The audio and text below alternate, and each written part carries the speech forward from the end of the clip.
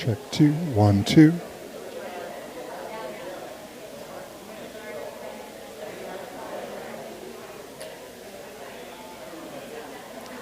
Check 1, check 2, 1, 2.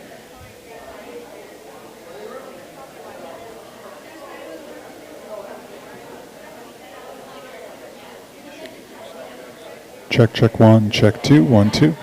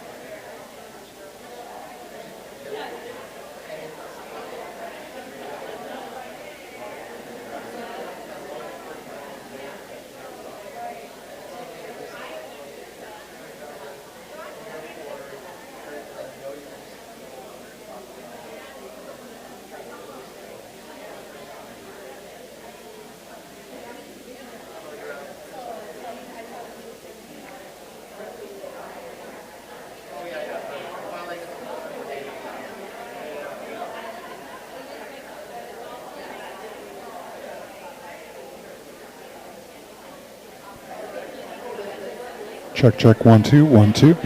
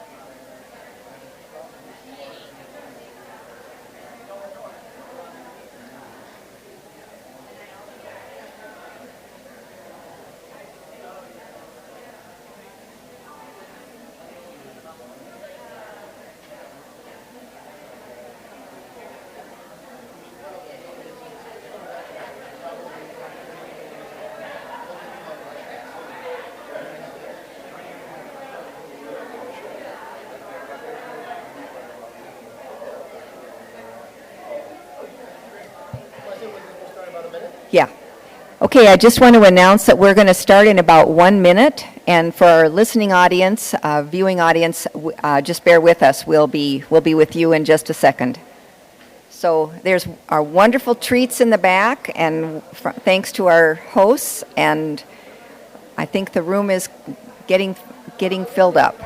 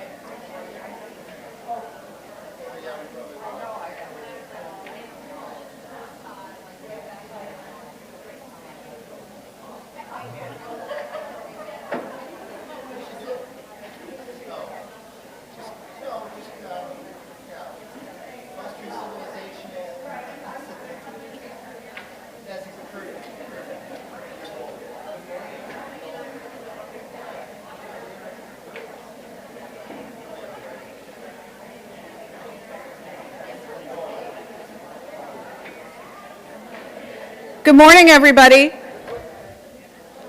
Good morning. Oh, good. There are people still in the room.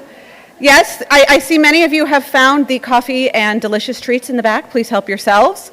Once you've done that, I'm going to invite you to come join us. I want to welcome you all to the, I don't even know how many of these we've done, 14th-ish Prenatal to 3 Policy Forum. My name is Catherine Hill. I'm an associate professor in the School of Social Work. We're delighted to welcome you all to the University of St. Thomas. And I just am a big believer in passing on compliments when they're given. And I was at an internal retreat yesterday where there were a lot of muckety-mucks. That's an academic term for my boss.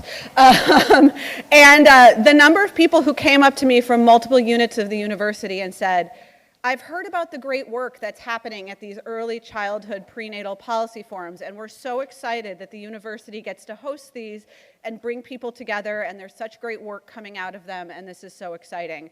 And so in the moment, I just said thank you, but what I actually should have done is said it's really all of you who are doing all of the wonderful work, so thank you to all of you for doing all the work, for coming out on a January morning to keep doing all of the work. And I look forward to what we're going to be discussing today. So I believe Representative Pinto is the next. I do have the clicker. Nope, there you are. You're next. Okay. Welcome, Dave Pinto. Thank you all. So delighted to be here with all of you again this morning. I want to direct your attention, if I can, as I always do, to the back of the agenda, which describes the purposes for what we're attempting to accomplish here together each quarter that we've had these since Elders for Infants and I founded these initially and then joined with our partners at University of St. Thomas, School of Social Work and School of Education, and then Senator Ralph.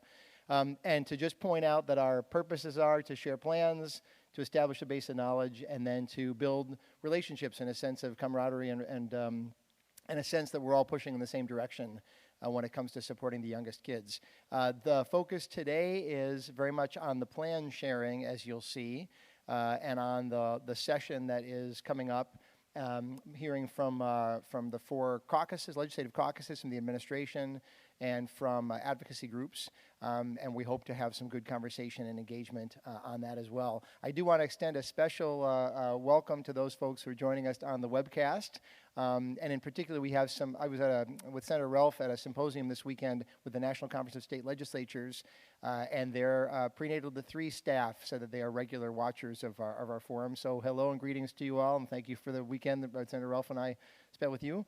And so with that, I will turn things over to Senator Ralph and then get our conversations going. So Senator Ralph, thank you.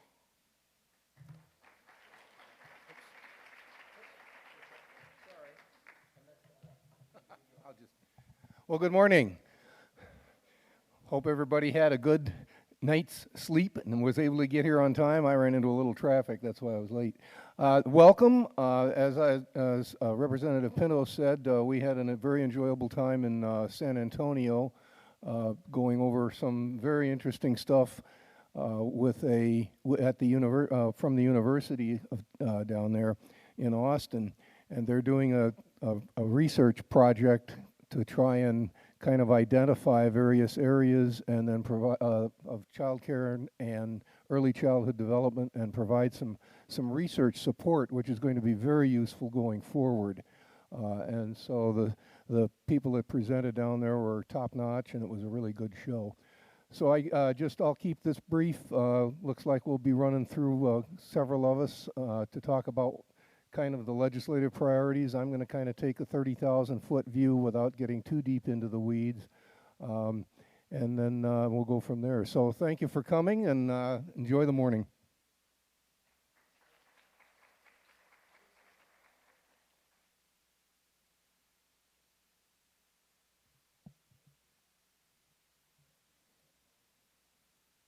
Good morning. Happy to welcome you. This is our 14th, we believe, right? So this is our 14th forum. That's quite exciting, and thanks to all of our partners. This morning, we're going to be really looking ahead to we're on the cusp of many things, and we're privileged to have representatives from the legislature here with us this morning. We're going to begin with senators, and I think at this point, Senator Ralph, may we call you back up? You could have just stayed, that's all right. Now I'm gonna just flip this so that, we'll just call it that, okay.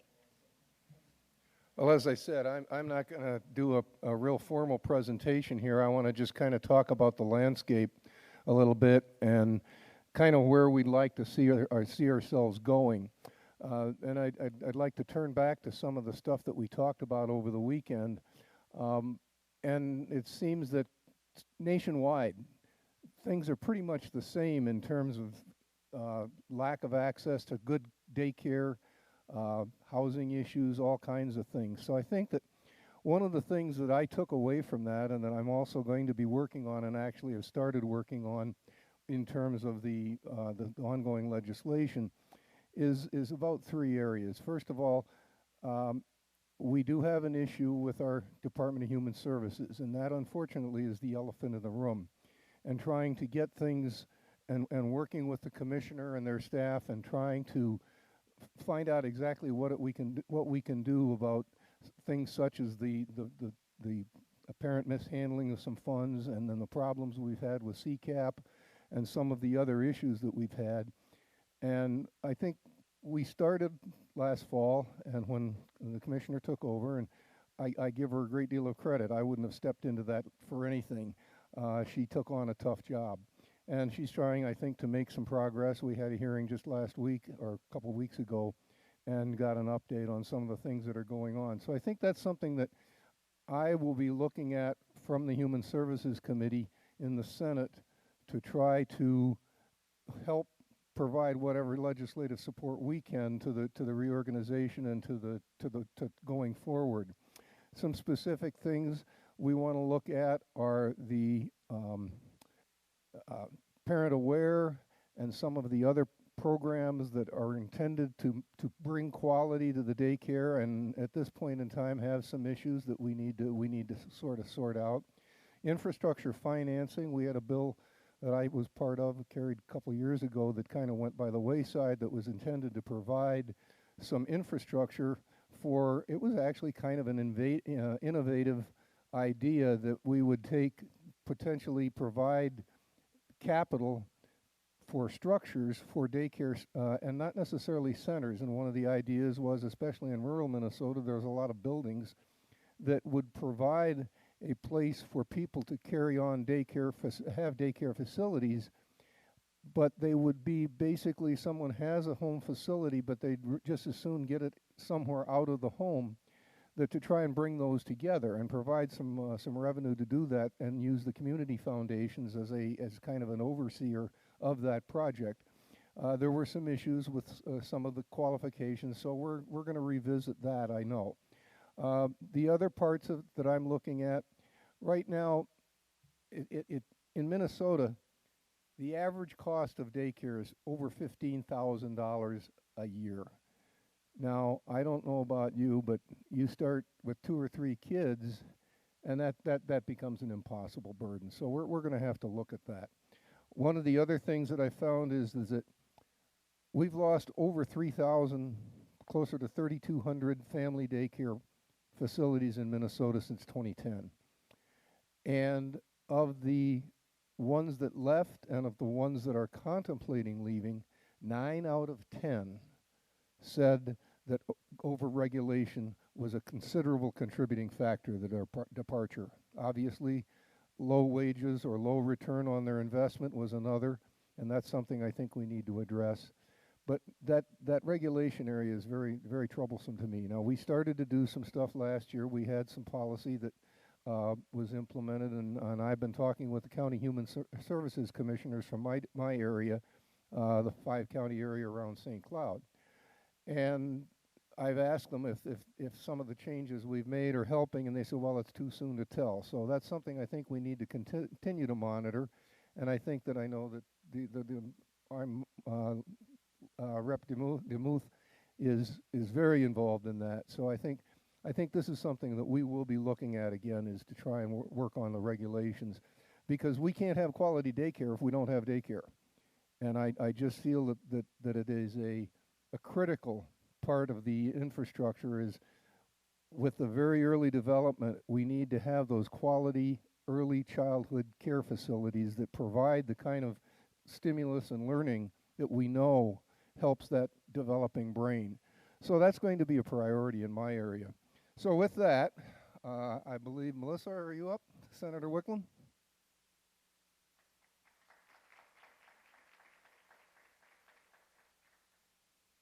Good morning. I'm State Senator Melissa Wickland, and I represent Bloomington-Richfield area. Pleased to be here this morning. Let me see if I can operate this correctly. Great.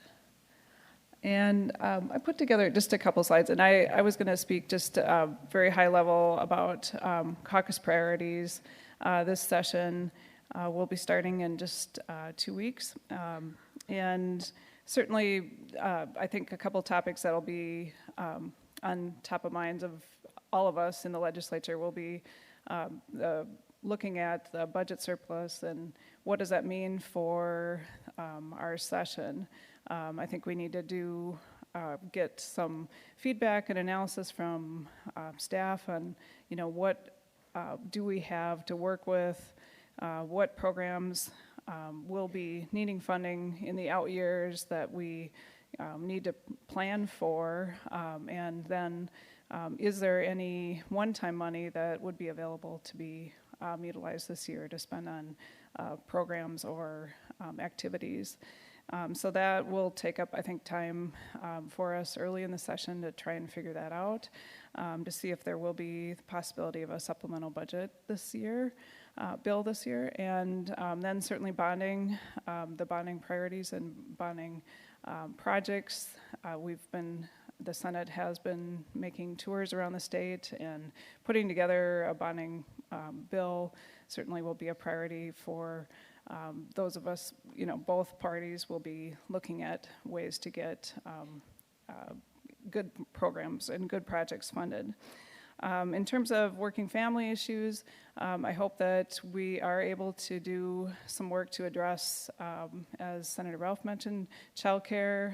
It's certainly a huge issue for families in the state, both cost and availability and quality. And so whatever we can do, hopefully to address all of those things, that would be important. Paid leave is another area that we're certainly advocating for, both for parents to take care of family members, both children and adults. That would be something that we would like to continue advocating for. In terms of healthcare, there's certainly a lot of discussion about affordability of access to healthcare, affordability of prescription drugs. Hopefully we will be able to talk about ways that we as a state can have an impact on affordability of healthcare and policy issues that might help us there. Certainly children having access to healthcare is really important, and want to look at ways that any upcoming changes in federal policy affect our state, and how we can maintain children's access to medical programs. That is a really important issue for me. In terms of education, we've heard a lot from school districts around the state that they have not been able to continue programs, and they've had to make budget cuts due to the funding levels not being adequate. So I think we're going to look at ways that we could maybe address particular program shortfalls. I don't know that we'll be able to do much this year, not being a budget year, but certainly looking at additional funds for specific programs that might have an impact on schools would be appropriate. We know that every child deserves a world-class education. We need to have kids attending schools where they feel safe and nurtured. And so looking for ways that we can make a difference in our school environments, and also, how do we make sure that all students have access to caring and professional or qualified teachers. And I think that what we can do, if we can do anything to encourage the profession, to strengthen the profession from preschool, from childcare, all the way up through the K-12 system, I think is really important that we do address if we can. And then in terms of my own personal, just things that I'm working on, I am a member of the Family Child Care Task Force, and I know that that's going to be discussed later. I hope that if we do have recommendations that come forward from that we can work on those in the legislature if there are policy changes that we can make. We've had good meetings so far, and I hope that there are some tactical things that we can do in the legislature this session. Other areas I'm working on, health and human services areas. If there are child care policy changes that we can work on, I'd like to move those forward. And then I'm part of the Blue Ribbon Council on Information Technology, and we have some recommendations that we've put together in reports, and I'd like to see some of those acted on this session as well. So it should be a busy time, and I know it'll go fast, and hopefully we'll have some good things to show for it. Thanks.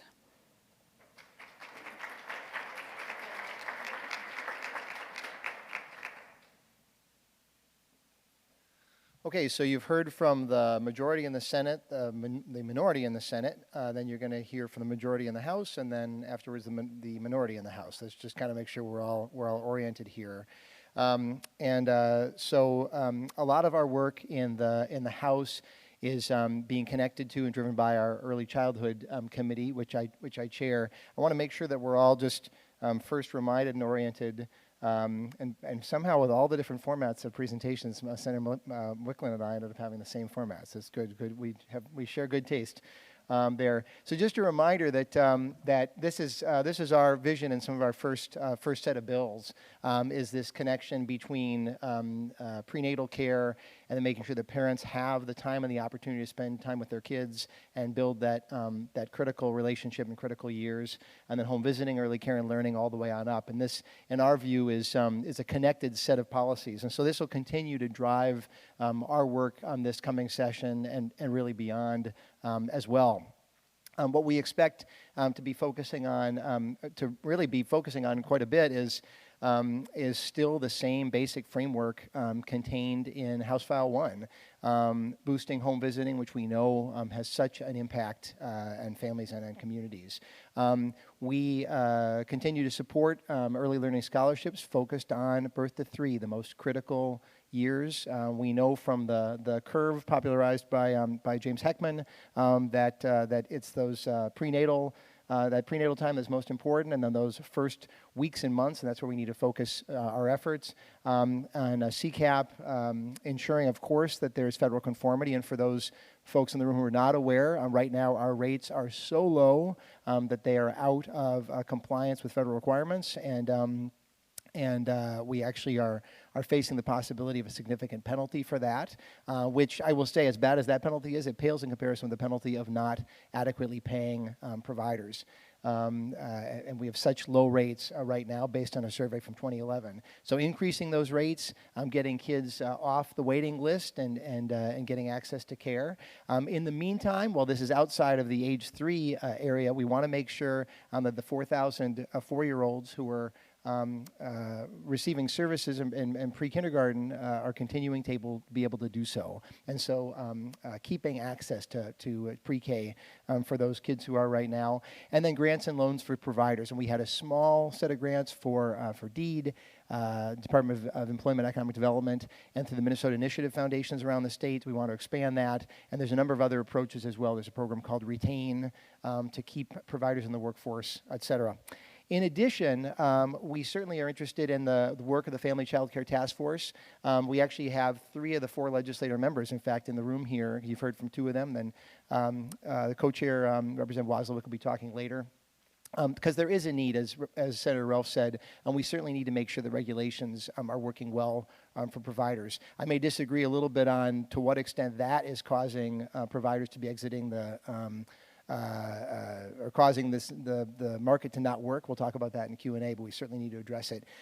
In our view, there's a need to evaluate how well Parent Aware is working, and we would like to move forward on that, readiness assessment for kindergarten, and certainly reviewing how the CCAP program is working. There have been some really, I think, very impressive reforms that the department has undertaken, and we want to make sure to take a look at those and see how they're working. I do want to just highlight, because I want to make sure I didn't forget, so we've had a series of joint hearings with other committees in the Early Childhood Committee, including 2 with the Jobs and Economic Development Committee, pointing out that early care and learning is a short-term economic development tool because it gets parents to work and supports businesses, and it's a long-term economic development tool, of course, as well. So we had a couple hearings in St. Cloud and Winona.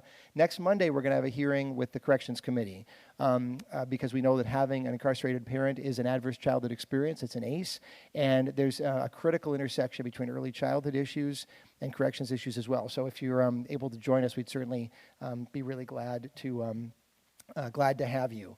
So we have, and then I want to make sure to point out that, of course, we're going to continue the push for paid leave. We're certainly going to continue the push for those other pieces that I had mentioned before. I think that's that. So we've had this really a strong leader in her first term on early childhood issues serving on our committee. I've been really pleased to have her, and so I'm going to transition to that person, Representative Lisa Damuth. So let's welcome her.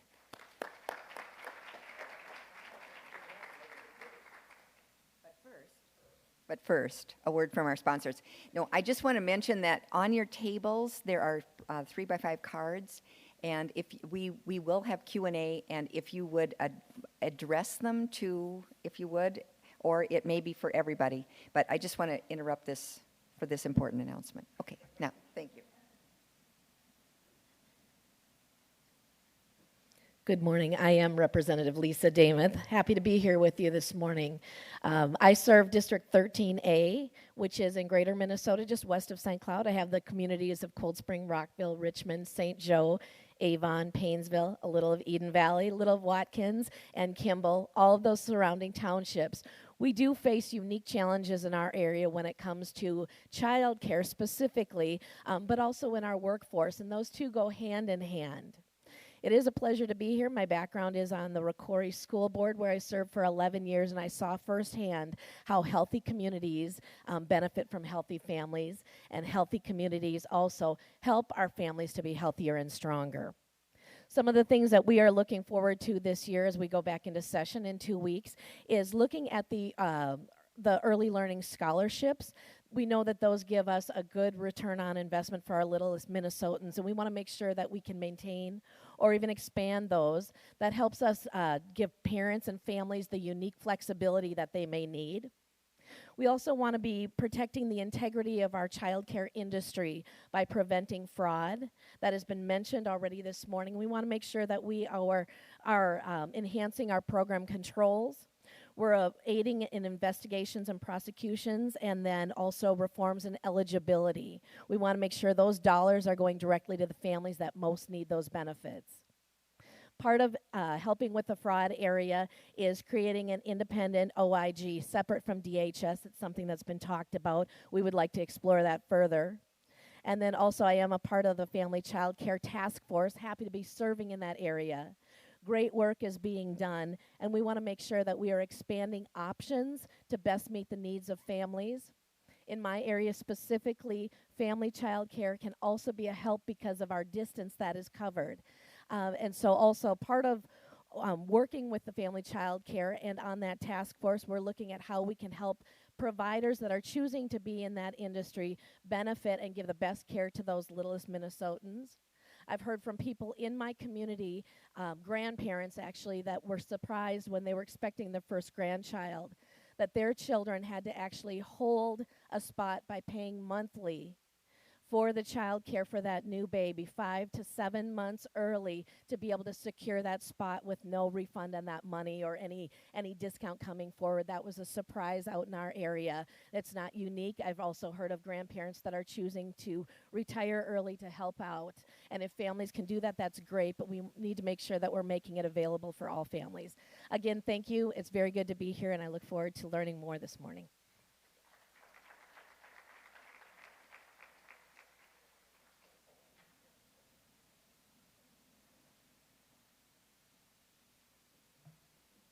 And now we're going to hear from the administration. Oh, that's okay. I'm sorry, I'm going the wrong way. Sorry. Well, there we are. Thank you. Welcome, Jane. Stephanie.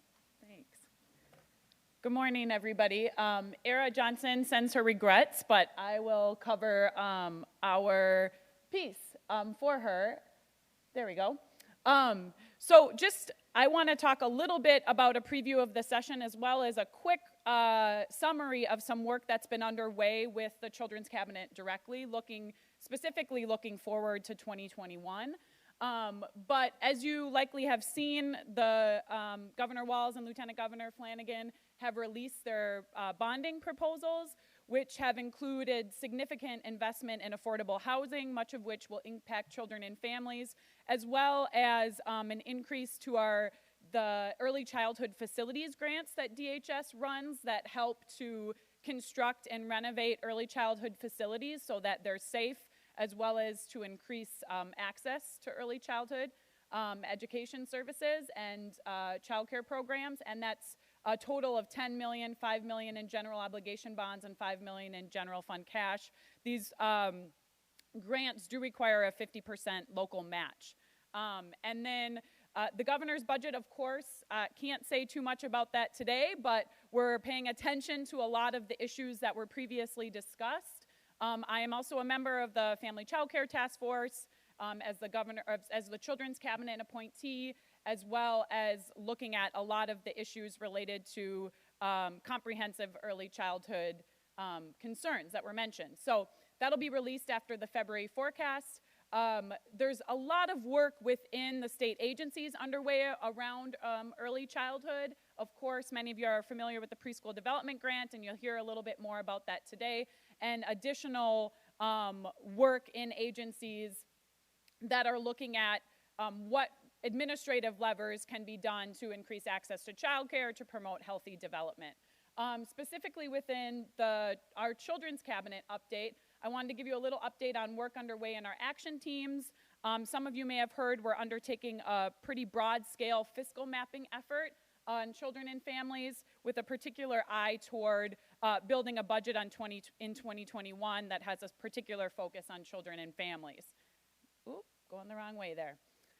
So first, many of you know about our 5 priority areas, so I won't expand extensively on those, but healthy beginnings, our population level outcome goal is to end preventable infant and maternal deaths, and you'll see a little star by each of our priority areas that have a specific measurable goal for young children and families. Obviously, healthy beginnings is focused on young children and families with a particular eye toward African American and American Indian children and families having a safe beginning in life. Our Child Care and Early Education Action Team, this is around creating access to childcare so business and community can thrive, and that is through a mixed delivery system. We will have measurable goals around increasing or maintaining family childcare slots, as well as increasing the number of childcare centers with a focus on underserved areas, thanks to extensive data and research by the results team at MMB and the University of Minnesota.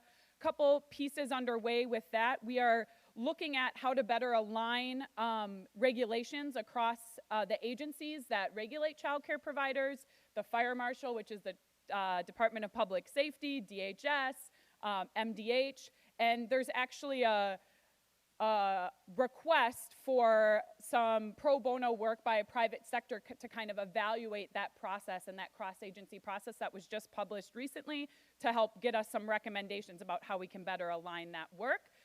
So we're really excited about some of the work underway in the Child Care Action Team.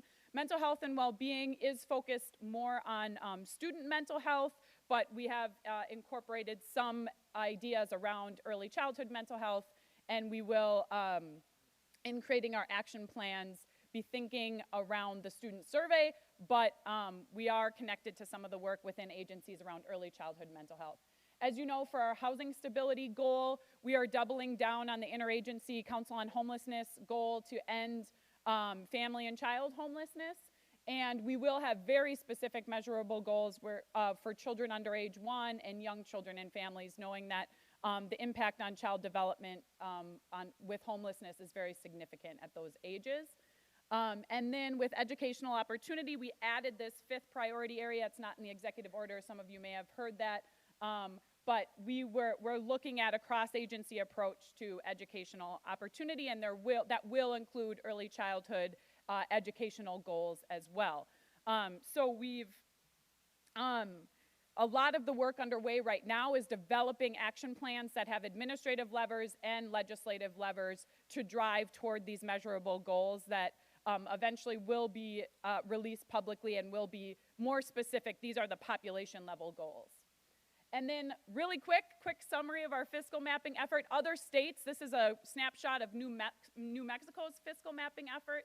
Other states have embarked in collecting data on how resources are spent on children and families across state agencies by outcome and service model.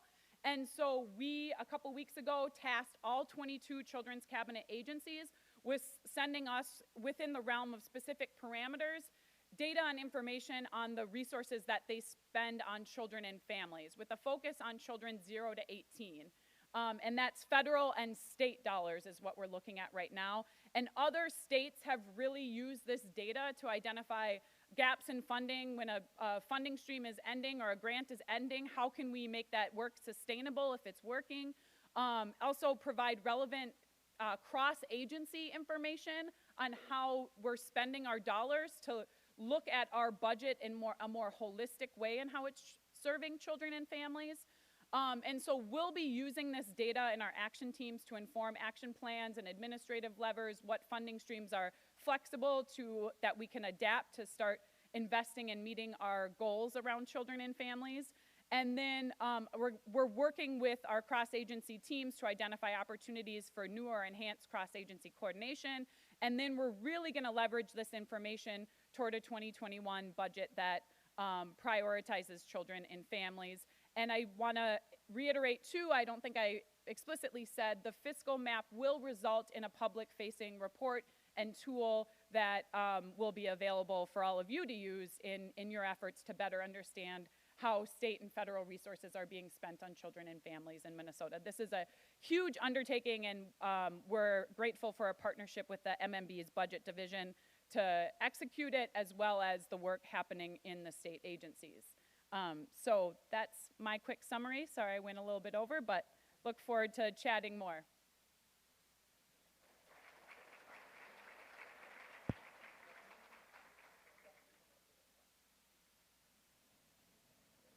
So as our legislative and administrative team comes forward to the table, if you have a card with a question, just raise your hand, and the elders are among us and others to pick things up and bring them up.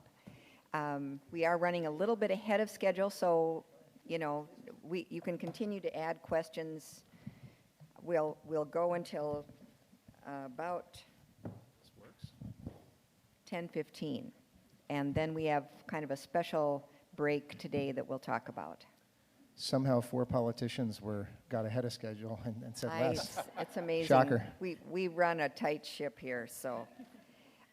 This question does not have a name to it, so maybe people can jump in. Regarding workforce recruitment and retention for the early childhood field, has there been exploration of providing health insurance, either free or greatly reduced, to those in the workforce who meet income requirements to help with retention? So this is maybe, again, it sounds like it could be a family child care task force, but could be broader than that. But does anybody want to take that question? You want me to repeat it? No need to repeat it. I think we all got it. Got it. I will just say I've heard of that idea mentioned maybe briefly once, but I'm so glad that it's been brought up again now, because I do think it makes a lot of sense. I will say, I think we should make sure everybody has health insurance, which is maybe a different point. But I think that makes a lot of sense. And so I'd say whoever brought that up, please come chat with me and let's work on it. But I'll see what my colleagues think as well. Okay, wasn't sure this was working. This is something that's been kicked around a little bit. I'm not sure what form it would take, but it's certainly, I think, a way of enhancing getting people into the field. I think that because of the low remuneration that especially the family care providers receive, and in many cases, there's someone in the home besides the provider, and a lot of times that's where their health insurance comes from. But in some cases, that's not so true. So I think it's something we definitely should look at, exactly what form and how we would stimulate that. This would be a good private-public partnership that we should look into, and I think it's a good way to leverage dollars. Yeah, I've heard of other models used outside of Minnesota where common services are provided by some kind of a community organization, and I think healthcare would be, or health insurance would be one of those things that could be helpful, especially for family care providers, and I hope that that's something that we can look into, that along with other business services that family care providers have to deal with, which makes the role really incredibly difficult when you're not making a lot of money at it. And so I think if we could offer a way for people to buy into a health insurance program, I think that would really be attractive to providers and helpful. So I hope we can explore that. I know that it has been talked about just briefly, but one of the things that we need to keep in mind is finding out how many providers that has either taken out of that family child care market, or is that a drawback for somebody entering too? So whether that is in a survey or continued with the Family Child Care Task Force, it's something that we need to identify if that is a definite roadblock, but it is something very important to consider. Hey, Jane, I might just note in this feels like a good time to note that a very significant percentage of child care workers are on public assistance programs in some form. So just so we're talking about people people doing the most important work in society and receiving the lowest compensation because the economics just don't work when you do the math on it. Right, thanks. And if I can really quickly I meant to say this in my presentation, but to Representative DeMusa's point about surveying providers, the Family Child Care Task Force has drafted a survey, and through, at the last meeting, it was approved that the results team through our Child Care Action Team will administer a survey to family child care providers. And there are some questions related to why family child care providers are leaving the field, kind of related to personal reasons. I can't remember specifically if healthcare is one of them, but as I review the survey, I think next week before it goes out, I'll keep this question in mind. I know it's come up. Just to put in some information. I know at least the 5-county area where I work in, the human services directors do have an exit interview survey that they take when people leave the profession, and you might want to find out if other counties do the same thing, and I think that would be a very valuable source of information, because this is coming straight from, so to speak, the horse's mouth. They're telling you why they're leaving, and most of them are pretty frank about it. So that's something you should be looking into. That was actually maybe a good segue here, because there was a question specifically for you about who was giving the information on the regulations, and then it's comment, and I'm not sure who the we is in this, but we did exit interviews of childcare providers leaving the field. The regulations came up only as often as wages and benefits as the value of childcare in the field, and if childcare providers were paid more, regulations wouldn't seem so burdensome. So it's kind of a chicken-egg thing, so it'll be that, again, this is from the card, so. Okay, counties have the option to pass, this is maybe for everybody, counties have the option to pass a half-cent sales tax to support transit projects. What are your thoughts about allowing counties or cities a similar dedicated revenue source for early childhood development education? And you can, could we give it maybe a 5 if you think it's great, or just give me a number? I mean, I think it's, I kind of don't want to, I just want to get a sense of your feeling about that. I guess I'll just say, like, we as a society have to value this with the importance it actually has. So my general sense is we need to be investing in this area, and we seem not to be willing to do so in various other ways. So in general, my feeling is that we need to raise the revenue necessary, or have the revenue necessary to do it. Now, I'll point out that different forms of revenue raising have different fiscal impacts, right? And so, any one particular thing, I think there's some advantages, disadvantages. But the basic point that we have to have this be a top priority and funded accordingly, not just for the sake of the people involved, for the sake of all of us. I guess that's my general thought. So regarding this specifically, I can see some advantages and disadvantages. But in general, if we're not, we need to allow communities to move forward if we as a state and we as a country are not. I'm going to take middle on that idea. I don't know if that is the direct way that we should be looking at it, but I do value the need for childcare and making sure that our providers have what they need to be able to do their work in their field.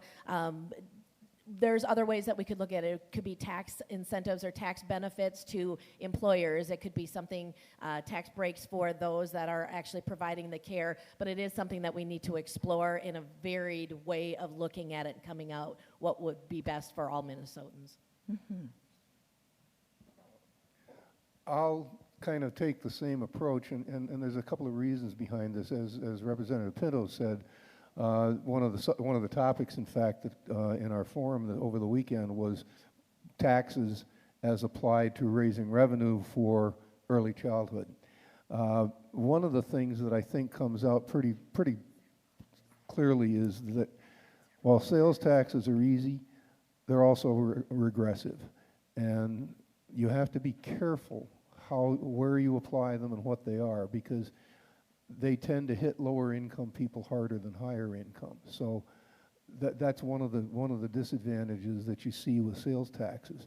I think that we have to take a different look, and that is, I kind of look at it from a little bit higher elevation. I look at the total spending that the state engages in per capita, and it's either 9th or 10th highest in the country. Now, that tells me something. We do have enough money here. It's just, are we spending it efficiently? And I think there's a lot of things that we can do if we focus on things that are really important, that we can find ways to be more efficient and then put those savings into the areas that we want to do. So I'm kind of an all of the above approach. Thank you. I guess I'll just add that I think it's worth exploring. I think that different options have different political impacts, and they need to be explored. I think, as Representative Pino said, I think we aren't investing enough. I think we need to determine, how much we should be investing and figure out what are the ways that we can accomplish investing the funds. This could be one of the ways, and there's probably other ways that would be good as well. Thank you. Go ahead, Stephanie. I just want to note, if folks have a particular interest in financing early childhood and that aspect of things, as Senator Ralph referenced, there was a presentation at the symposium that we were at, and there's a new report called Funding Our Future, I think is what it's called, that talked about a number of the different approaches, including, for example, tying estate tax to early childhood spending, which, if you think, has a lot of logic to it, right, in terms of cycles of poverty and cycles of wealth. And so if folks have particular interest in that, I would direct you to that report, and happy to talk with you and connect you with it. Because it's clearly something that those of us as early childhood advocates need to be thinking about, is that revenue piece. Again, I think the whole rest of the budget should figure out, this should be the very top priority, but as long as we're going to have to advocate for it, this is something we should be thinking about.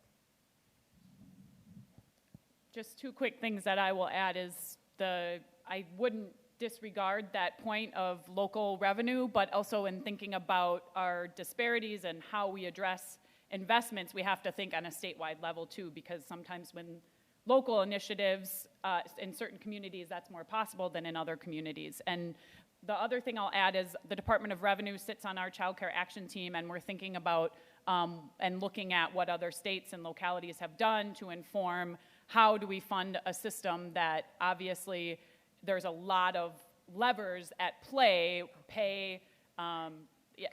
people actually having access to jobs, and the child care actual cost itself, it demands an economic and investment at the state or local level. And so how can we make that investment in a wise way to address kind of the needs of populations across the state? So to build on that, I have several cards on fiscal mapping, okay? And so the big theme of that is, will the fiscal mapping differentiate spending by age?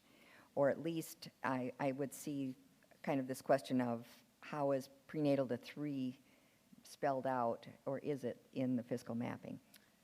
The information that we're collecting does include, for all the program line items, does include if there are age requirements or data broken down by different population categories as available. So if the line for early learning scholarships could include data by race and ethnicity, and it will say this serves 4 and 5-year-olds in this category, 0 to 3-year-olds in this category. So we will have that information. Now, what will be public facing will be a little bit more simplistic, but we'll be able to kind of evaluate it in a way that looks at age and age span, 0 to 18. Okay. I think with this comment, or with another comment, was there is more money spent on K-12 than in early childhood. So I think kind of a 0 to 18 window is big. 0 to 5 is kind of what the message is from here, or 0 to 3. So I draw that out. And then Jane, can I just comment on that? I think it's really important we all have in mind just the image of the Heckman curve where it's the highest impact prenatal and it goes down pretty fast, down to even age 4 or 5 and then down beyond there. And then our spending is the exact opposite of that. We spend the least when it matters the most. And so just we need to keep that in mind constantly. And if you imagine that families trying to educate their kids between ages 5 and 18, and that would not work real well, then we have to pay that. It's the same thing as ages 0 to 5, except that the impact is that much more. And of course, the ratio is that much more challenging because you're not going to have 20 infants in a classroom. Yeah. Again, one more fiscal map. Will you be tracking federal dollars going straight to local government agencies or only federal money passing through the state? For the purpose of this exercise, only federal dollars going through the state. This is something people have asked a lot about, but you know, for the scope and parameters of this exercise, we had to have some limitations. Yeah. It would be, it'd be a long haul. Okay. In the children's cabinet work, what is the understanding of when and at what age does education begin? So the way that we talk about our children is from prenatal to prefrontal cortex development. So Okay. While I know the previous administration had an intensive focus on early childhood, we still have that focus, but we're also looking at children up to when they're out of developmental stage and off ready to have build their own families too. Yeah, So. until 26, they say. Yep. Yeah, So that's not months. Can I interject All on that? right. Can I interject on that also? Sure. And I'm a mom of 4, and all mine, I have one left that's not quite 26, and I agree.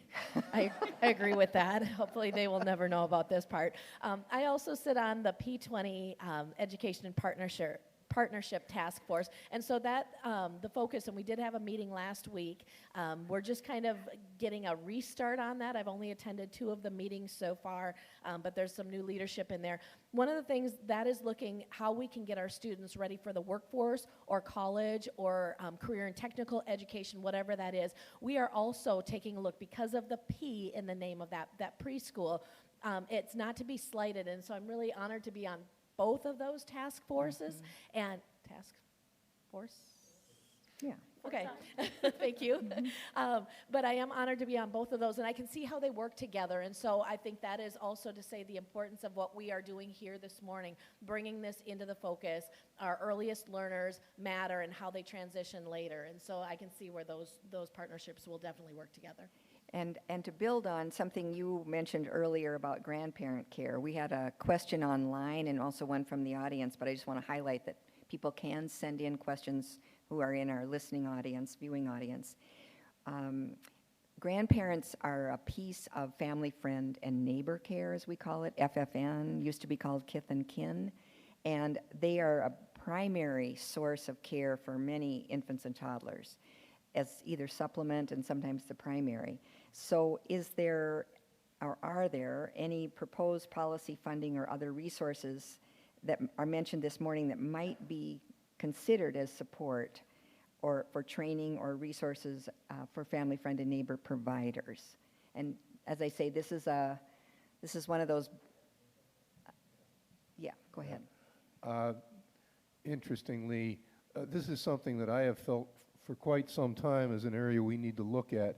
And the reason I say this is because it comes from a broader inquiry, and that's where we have people providing family, kith and kin, providing services not only to kids, but also to take care of elder people. And I think back to a different era when families did take a greater share of the responsibility. And I'm not sure whether society, just because of the way our society is set up today, but back in the day, I can remember my sister-in-law taking care of both her parents and her husband's parents. Basically moved in the last days of their lives. So I mean, my point being that I think we do need to not ignore that segment in terms of our policy and finding ways to support, encourage, or even economically reward some of that. And I'm thinking of even things as innovative as tax credits for people who do provide this kind of work. So I think it's an area that we have a tremendous opportunity to expand that segment. I think regulations fail to take into account that sometimes a family member can be an excellent provider. I know some of the regulations surrounding family members in a family daycare situation are pretty restrictive. And I think that those are places I think we can look at that we need to think outside the box. And this is one area that I think is a possible one. I know I hear comments all the time about, in fact, I think I heard about this group, the Elders for Infants. The comment was made that, gee, so many of them aren't able to attend because they're taking care of their grandkids. Yeah. And I think this is something we really need to think about, that there is a workforce there that in many cases wants to help, wants to do something. And I think, I'm not sure, this is way outside the box, but I'm not sure exactly what we as policymakers can do to enhance that. Dave. Yeah, and I would just really encourage folks, because I agree that it's critical. I mean, a huge proportion of care is being provided by family, friend, and neighbor. And I feel like, but I really would encourage folks who are interested in that area, we want to hear your ideas. So I've been, our committee started in January of 2019. I guess we've been doing this for a number of years, right? And I'm really not aware of many, if any, specific policy ideas. I feel like we've raised the issue of family, friend, and neighbor a lot, but then as far as anybody saying we should do X, I'll admit I'm looking for that X. So if you have that, please reach out to us, because I think none of us would dispute the importance of that kind of care, but don't necessarily look to us for the ideas. This is part of the point of us all getting together. Mm-hmm.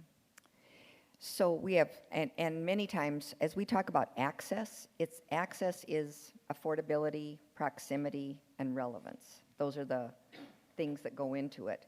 And I think that family, friend, and neighbor is one of those options in the mixed delivery, but the other being with the cost and also the low wages, with so much turnover, we really struggle with that social emotional development, which is the other piece of mental health.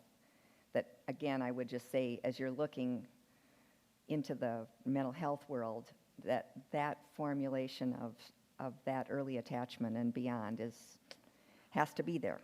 So we've got, I've got several questions. We've got about 15 more minutes. I'm going to read a few of these. Senator Wickland, are there any plans to review and augment the current immunization laws in Minnesota, particularly to childhood immunizations?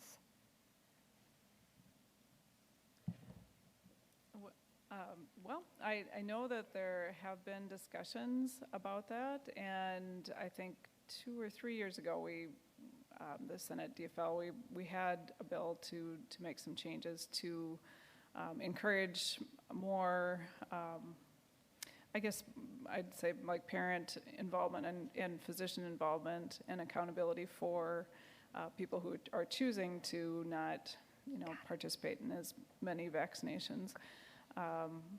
I don't know of anything specific that will happen this year. I think it's something we do need to talk about, though, because as we hear about measles outbreaks and things going on around the country, we know that has happened here and could again. And so I think we need to reflect on what can we do to strengthen our vaccination approach. And in the Senate, we'll be thinking about it, but I don't foresee that actually coming up because I don't have control over that right now. But Senator Ralph can comment on whether that would be something discussed this year.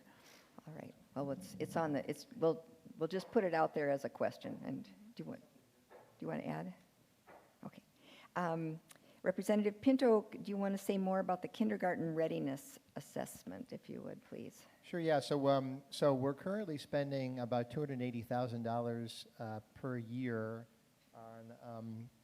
on a voluntary program for districts, and I know there's people in the room who know these details better than I do, but a voluntary program for districts to be able to assess what it says, the readiness of kids for kindergarten, and attempt to get a sense as to how their preparation is, and programs that they went through before. So what the proposal is to have that be something that is much more institutionalized and supported, and so essentially it would increase that $280,000 that we're spending right now to be roughly about $2 million. But then we have a sense as to how well prepared are children as they're coming to kindergarten, and in particular linking to the programs that they were in the years leading up to that, in these first years. So we view this as being a real opportunity to make sure that we have that sense as to how well kids are being prepared in those first few years. If my colleagues want to add anything to that. I feel like Okay. A question about where do you see the role of parent education, early childhood family ed, supporting parents as they are raising their children? We have a question about encouraging early home reading, encouraging various things. And so I just was curious if any of you want to touch on that. I know we are very concerned about childcare as a parent support, but there's also the parent support piece. So I'd just like to hear from any of you.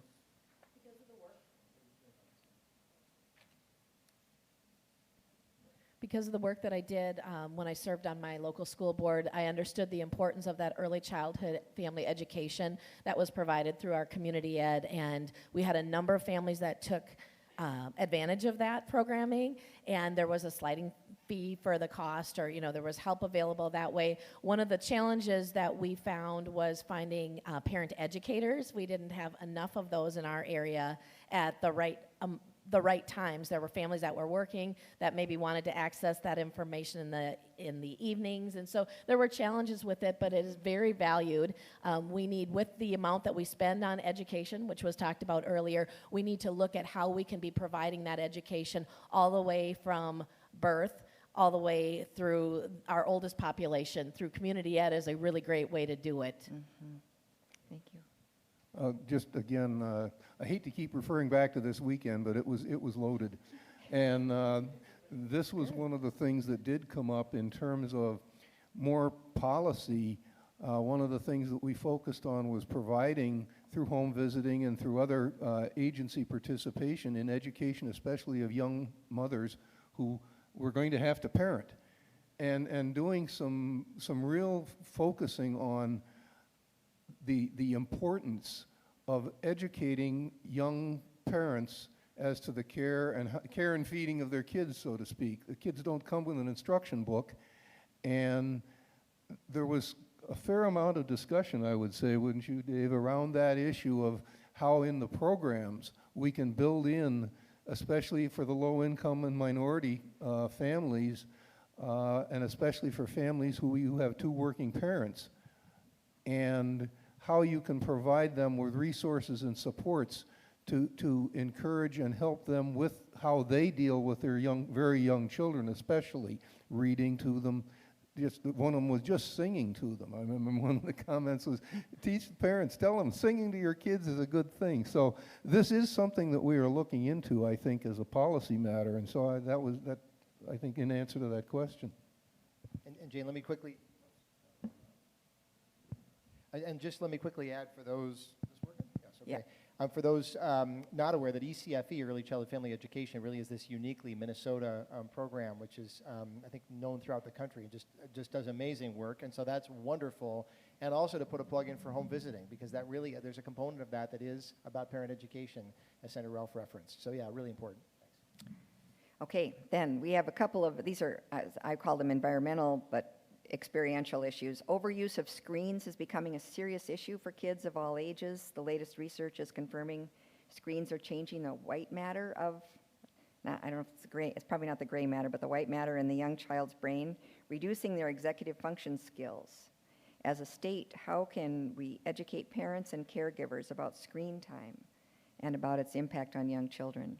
So I will put a plug in for, I think the Representative Kelly Morrison is going to have a bill to take a look at this and to really make sure that we are educating parents. I think there's two components to screen time. One is the screen in front of the child's eyes, and I believe the American Academy of Pediatrics says there should be nothing before age 2, and obviously limited after that. But then the other piece is the parent being distracted by the screen, because of course we know that that attachment, that serve and return, and so both of those are major concerns. Okay, I'm going to keep us moving then. Maintaining healthy homes free of lead poisoning and asthma triggers helps kids attend and do well in school, helps parents go to work, and reduces their healthcare costs. Please talk about what the legislature or governor's office can do to support healthy homes for kids. I'll quickly speak to, we have been pulled together a group of Department of Health and Commerce and people who work on the asthma home visiting programs, as well as the lead abatement programs, and then there's other programs that go into homes, so the weatherization assistance program. So we've convened only once, but we're looking forward to convening them more to look at how they can coordinate their services. And there's lots of, they're doing a lot of good work already in coordination, and there's some local models, particularly in Minneapolis, that some of you may be familiar with doing this work. So there are legislative ways to approach this, and I know there's been some proposals, but there's also administrative ways. Okay. We have a question about special children in special needs, that they're getting identified more earlier, and how will funding these federally mandated services be increased to prevent kind of a growing, this says cross-subsidy for school districts. That means something to people. Yeah. I guess this is probably one of my most passionate areas, is the early identification of disabilities and providing supports, because the sooner you intervene, the further upstream you get, the better the results are at the other end. And so I think this is something we need to seriously look at. While I know there's people who have some troubles with home visiting, I think it's an important component.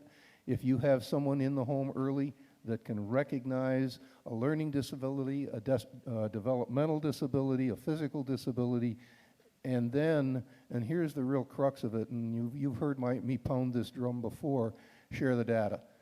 Make sure that we have the right agencies getting the data to help bring the supports to the child rather than, or the parents and the child, rather than them having to search for it.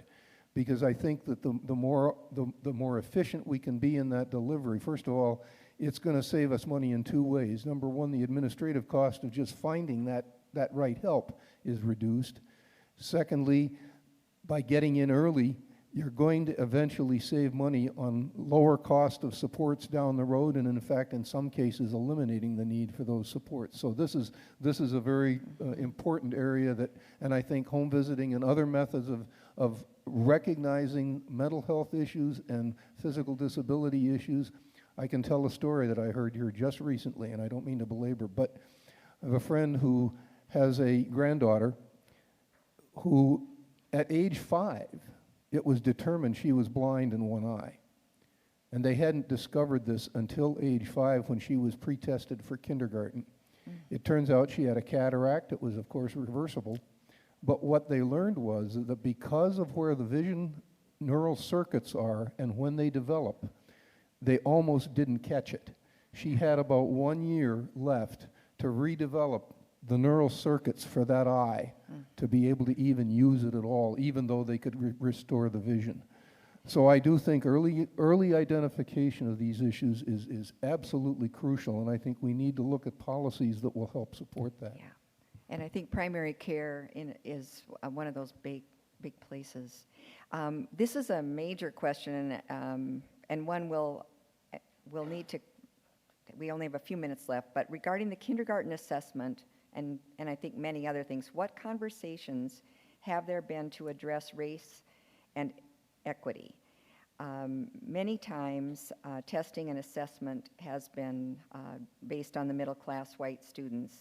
In consideration of assessment, please keep in mind race and equity and I would say ethnicity issues. So it's a statement in some ways, but maybe any of you want to comment about ways to address that differences? I just, I've been talking too much here. One of the things I think that is important, and that is the cultural awareness. And I know we've been working with some of the Native American providers and trying to get more cultural emphasis into some of this assessment and readiness. And I think that all across the board, we do need to take into account societal place and where it affects and how it affects and how we can overcome the negative effects that may exist from that. And I guess I'll just note that I feel like at the core of this work is in fact equity, and recognizing that in our state there are massive disparities between Minnesotans of different backgrounds.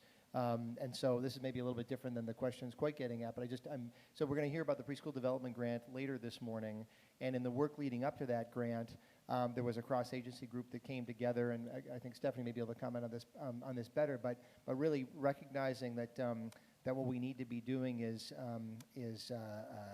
closing disparities across different backgrounds. I'm not saying that, Stephanie, you know what I'm talking about, the goal of that early childhood systems reform? Thank you, yes, because it has such a great mission. It's, are you able to share the mission with us and remind me of it? Not verbatim, but I think essentially it is to ensure that our early childhood systems are accessible and adaptable to meet the diverse needs of Minnesota young children and families. And I think the preschool development grant is working on that coordination of services, data sharing in a way that hopefully some of these issues will start to be addressed and informed in local communities and then bubble up to statewide changes.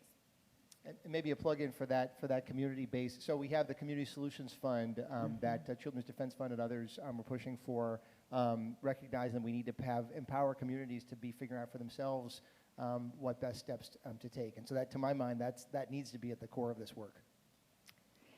And with that, I think we want to give a hand of applause to these leaders and representatives. So thank you. I want to explain that the break today is a little bit longer than usual. We have until 10:40, so we have almost, I can't do the math, but anyway, almost a half an hour, 25 minutes. And we have tables in the back of some of the coalitions and groups that have some work they're doing, and they're open to having more conversations. And so I just want to say, be on the lookout for that. And Dave, do you want to add any more to that? I just wanted to acknowledge, in addition, we're joined by St. Paul City Council member Rebecca Naker, who's here. Great. And then Representative Amy Wasliver, we're going to hear from later, but just to note, and just to point her out in case you want to say hi to her during the break as well. Are we joined by any other elected officials that I'm missing? I don't know if I saw somebody. So just want to make sure to acknowledge them, and looking forward to the conversation over break. Thank you, Jane and all. You bet. And they're just two tables. One is from the Start Early Funders, and the other is from the Family Friend and Neighbor group. So, okay. So thank you. See you at 10:40. Yeah, exactly.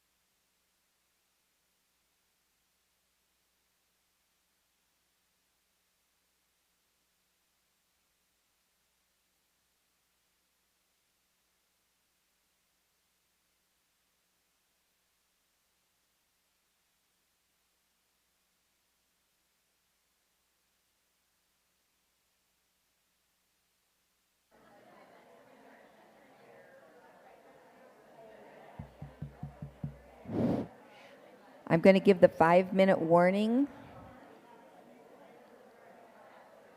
4 minutes, actually. 4-minute warning. We're going to start up again.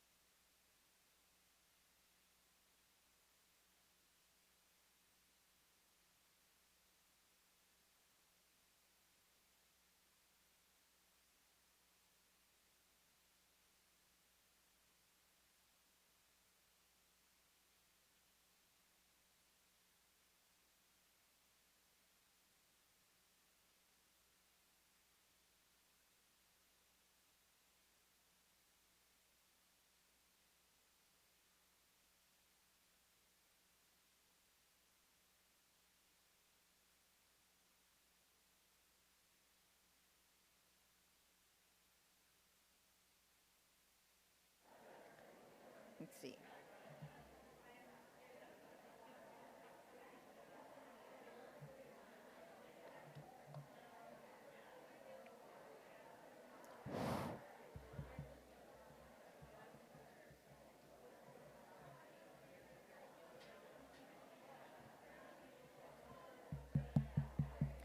All right, it's time for us to reassemble. And if we could have the coalition representatives come on out down to be, I think, at the table, and then then people can be at the podium for their presentations. Thank you, Sue. Please return to your seats. We are about to start again. Please return to your seats. We are about to start the second portion of the program.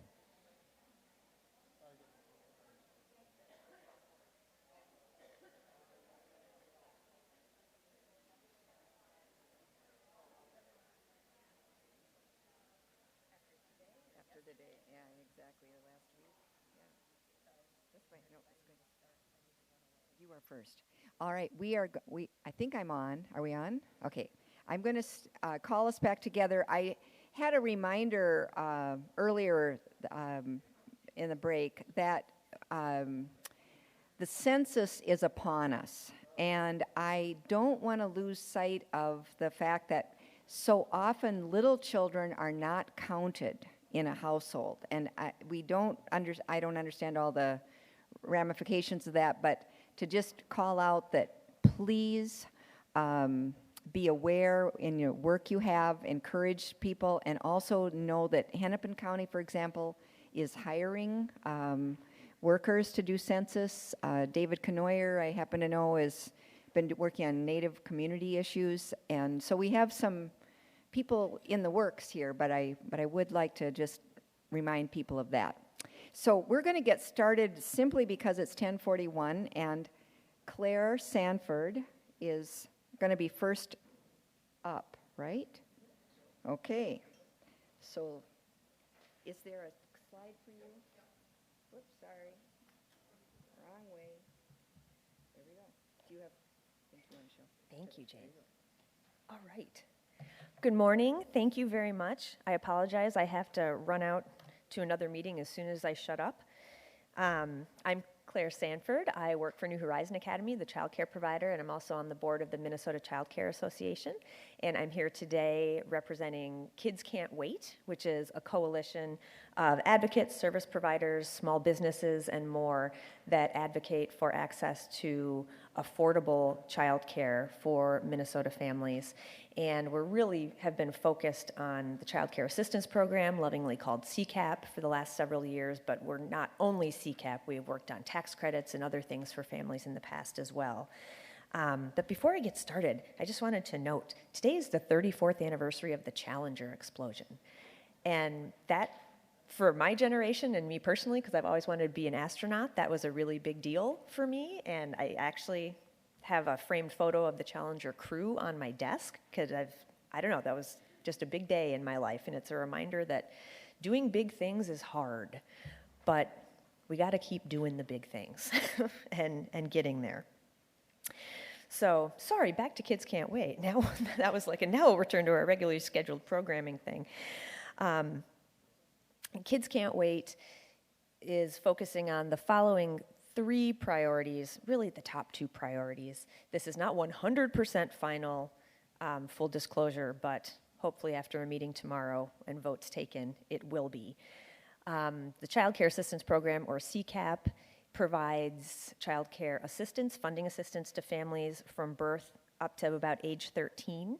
However, it is the largest funding stream for infants and toddlers in low-income families in the state, which is why it's of importance here at the Prenatal to 3 Coalition.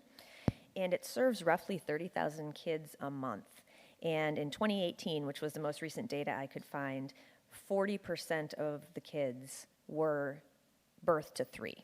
So even though it serves kids up to 13, a really big chunk are in that birth to 3 section. And why? We all know why.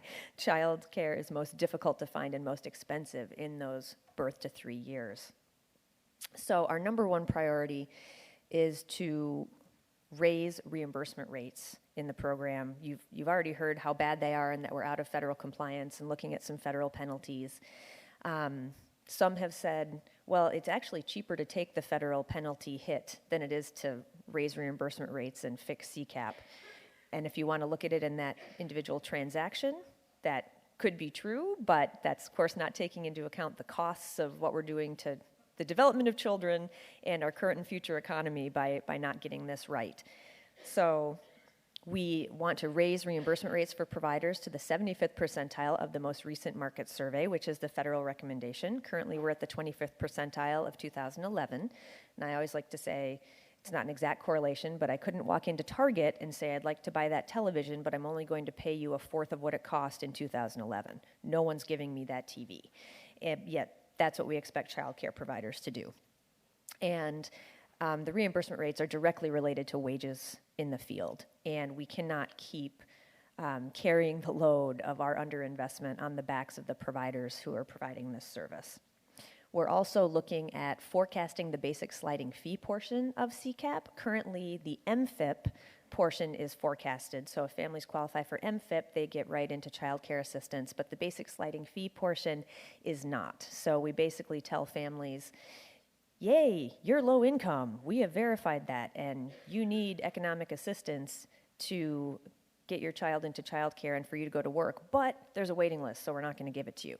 So if we forecasted those funding needs, anyone eligible for childcare assistance would be able to take advantage of it as soon as they needed it.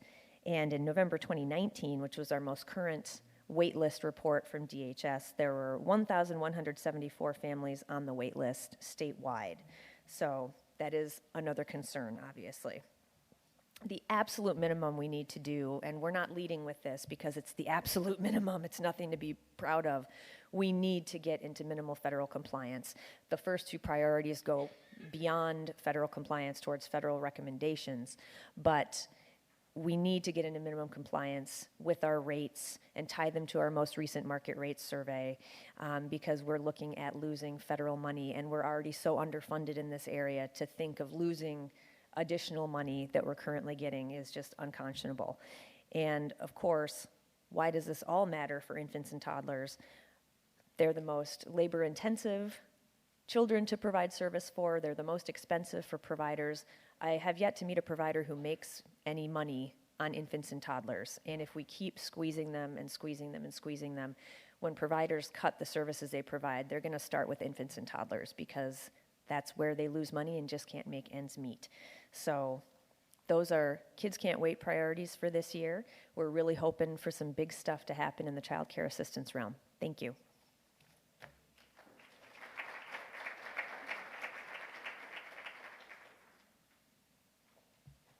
I'm going to have our speakers, they kind of know their list placed, but I'm going to introduce Sue Abderholden, I'm one of her fans. So, but thank you for being here. Thanks.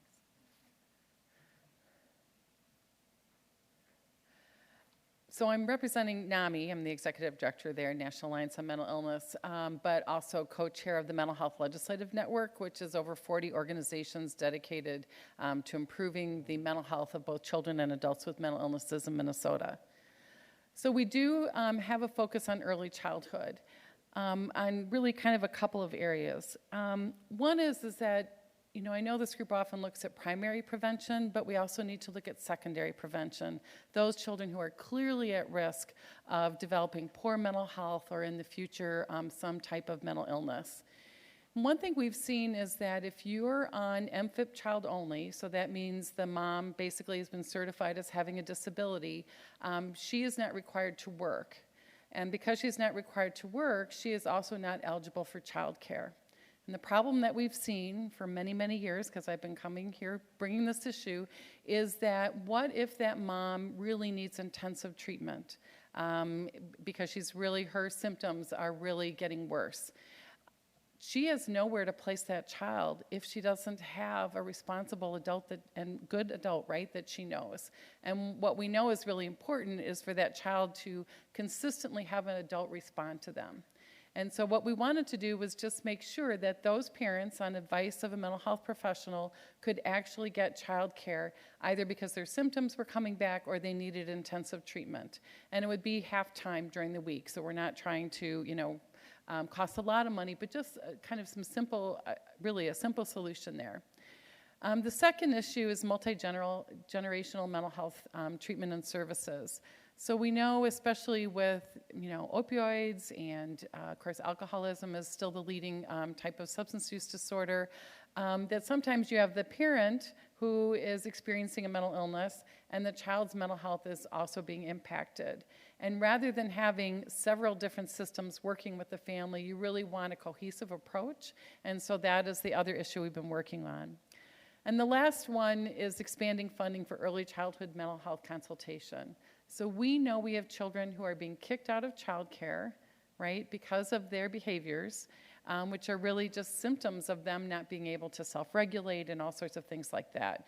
We know early childhood mental health consultation works, but we know that the demands on the few people that we have in the state who are certified are too great, and they just can't respond to the need.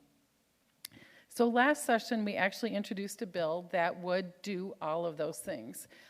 In the House, we had Representative Morrison as the chief author, and it actually passed Health and Human Services Policy and Finance. So we were pretty excited that we had actually gotten that far.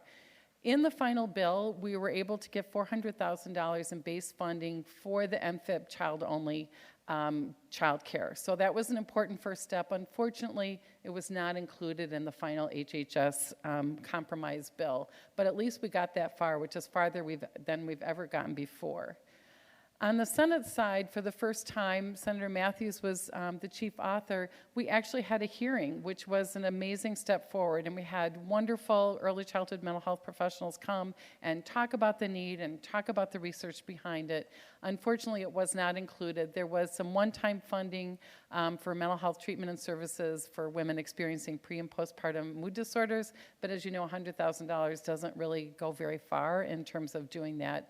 And then it didn't get, I can't actually remember if it got included in the final bill. So these are the things that we're going to continue to push this session. You know, in some ways I'm dismayed that these kind of small programs that really focus on secondary prevention haven't had as much traction as they should. So I would really encourage you to help us kind of move this over the finish line this session. Thank you.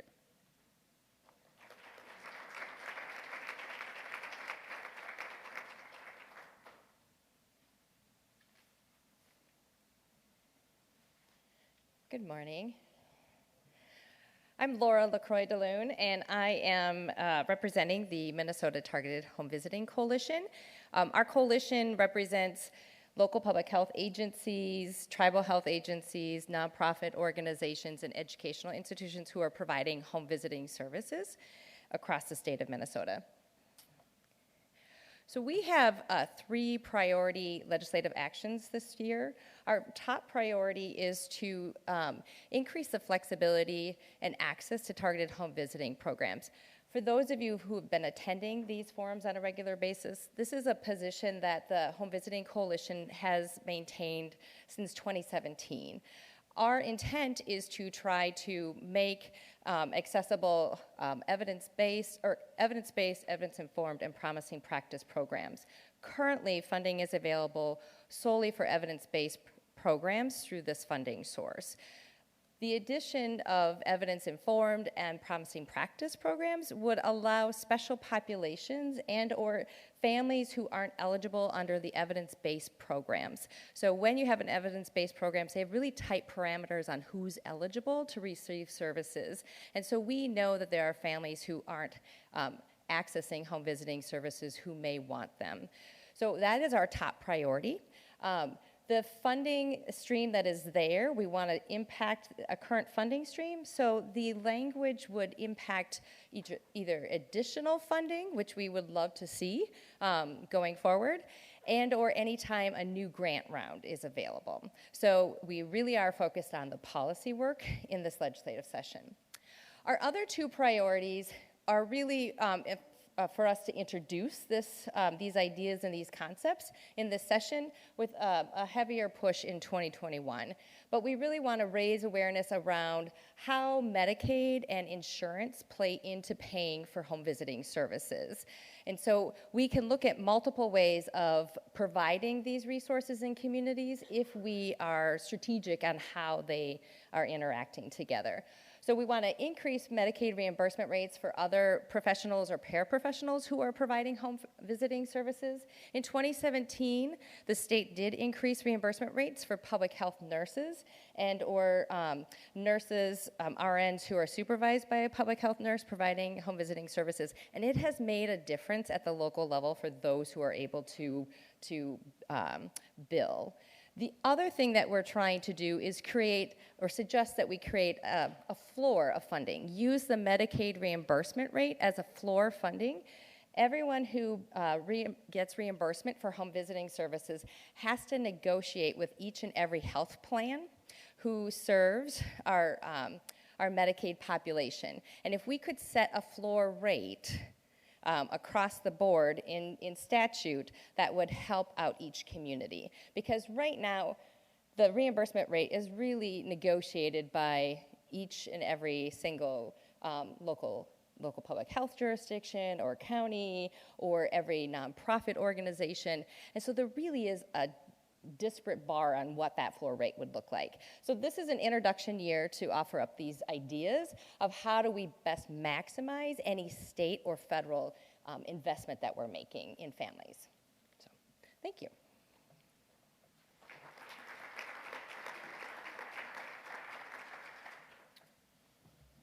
Good morning. My name is Lars Negsted. I'm the policy director for Isaiah, and we're happy to co-chair the Minnesotans for Paid Family and Medical Leave Coalition.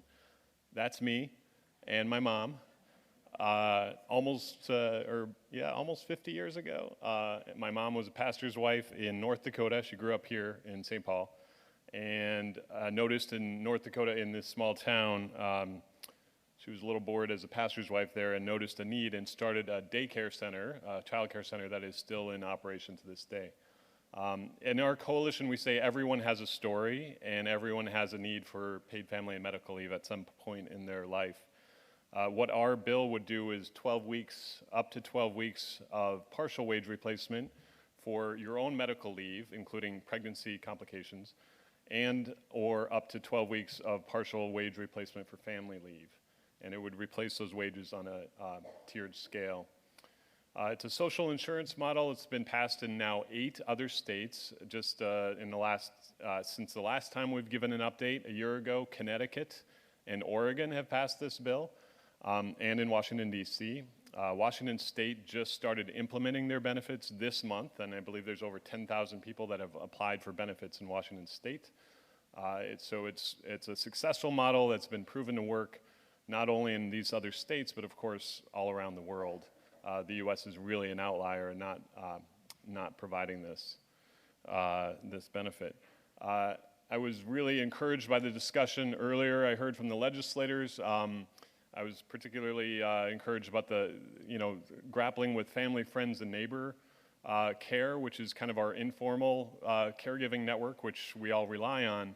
And we think the primary solution would be paid family and medical leave. So maybe we should just rebrand Paid Family and Medical Leave Coalition to Family, Friend, and Neighbor Medical and Medical Leave Coalition. So there's lots of great arguments for it. Last year, we went through 10 committee hearings, which maybe is a record. I don't know, legislators, if you know of any bill that's gone through more committee hearings. Actually, Chair Pinto's committee wanted to hear it and didn't get a chance, so there may be an informational hearing on it in his committee this year, we hope, to lift up the early childhood benefits, which are legion. It passed in the House as part of the jobs budget bill. Unfortunately, did not make it through the conference committee process and never did get heard in the Senate last year. We understand the House is ready to move it again this year. We hope the Senate will do so this year as well. We think more and more evidence for it, more and more support for it all around the state. Again, we co-chair this coalition. Now it's over 40 groups. The Minnesota Council on Nonprofits has recently formally signed on, which is really exciting, to have a major employer voice at the table as well. We've also got the Main Street Alliance, which represents small businesses. Children's Defense Fund and AFL-CIO are the co-chairs along with Isaiah. If you have any more questions, I'll be around. Would love to talk to you about getting involved. And Deborah Fitzpatrick from Children's Defense Fund is also here and is an expert in this issue, actually a nationally recognized expert, and we're lucky to have her expertise too. So thanks very much.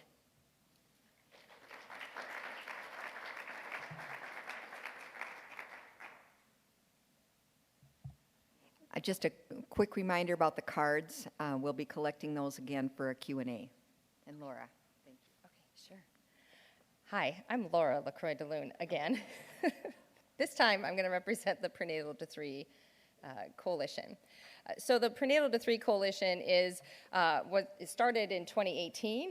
We have 2 co-chairs, Barty Wahi at the Children's Defense Fund Minnesota, and then Nancy Jose at West Central Initiative. And really our focus is twofold, is to raise awareness about the importance of these early years, building off of these forums, but actually then being able to move some of these policy ideas forward in partnership with many of you around the table, and then increasing resources. So we have a pretty large platform that we're moving forward, so I wanted to just highlight the top 6 priorities. Of these priorities, you'll see 3 of them are around early learning strategies. So I'm going to make you pay attention to the boxes. So the 3 different early learning strategies are really consistent with what we've talked about already today and what we've heard about today. So we, the Prenatal 3 Coalition, works closely with Kids Can't Wait Coalition and are supporting their position around the federally recommended reimbursement rate at the 75% level. What's exciting for those of us who've been working on babies and toddlers is that we actually also took a position that we want to see 100% reimbursement rate for infants and toddlers. We've learned that that's really not possible, but we're super excited about it. So we are negotiating and trying to figure out what is actually possible so that we can think big around infants and toddlers and knowing how critical it is. And do agree with Lars, though, that you know, with paid family leave and some other additional child care supports, it would go a long way. The other position that we have around child care is the early learning scholarships. We know that they've been also a critical support system for families and allowing them to choose different options and have lots of good research on it. The position of the Prenatal 3 Coalition was to actually have infants and toddlers as an eligibility criteria on income alone. Right now, they're only based on special needs, so there's different criteria. So it would make infants and toddlers eligible similar to 3- and 4-year-olds. Now, we don't want to take away scholarships from anyone who has them, and so it would require you to put some additional resources into that pot so that we're not taking away from scholarships. But because we know how critical childcare is, what the need is in this state, and how important it is to get started early, giving both kids and their families a good, strong start, we think it's the right position to take. And then the third position is actually an administrative position, and it's the purple box in the middle. And you've heard a lot about the family, friends, and neighborhood care and the need for that. The state of Minnesota, and you're going to hear more about the Preschool Development Block Grant, has received some additional resources to support all this needs assessment work. Providing support to family, friend, and neighborhood care may be a good way to, so we're going to begin to talk to them about that avenue. And we're also hosting a meeting, I heard some of you are really interested, on February 6th, so if anyone wants to join us, and talking about some potential legislative strategies. How might the legislature think about tackling this issue? So there'll be a number of us meeting on that. But that would be an administrative strategy. Now, I only have 1 minute, so I want to just make a plug for the paid family and medical leave. Again, that's one of our top priorities. We know how critical it is to allowing parents and young children to build that nurturing, important relationship, and how that is a critical way in setting all kids and families up moving forward. And then the last piece that we have up here that I want to highlight is the culturally responsive and trauma-informed healthcare, mental health, and oral health. We know that the health of the individual, the health of the parent, the health of the child really is critical, and we need to start thinking about the full person as we think about these other early childhood services that are available. So we will be working with other coalitions to support their efforts around mental health, health, and oral health. Thank you.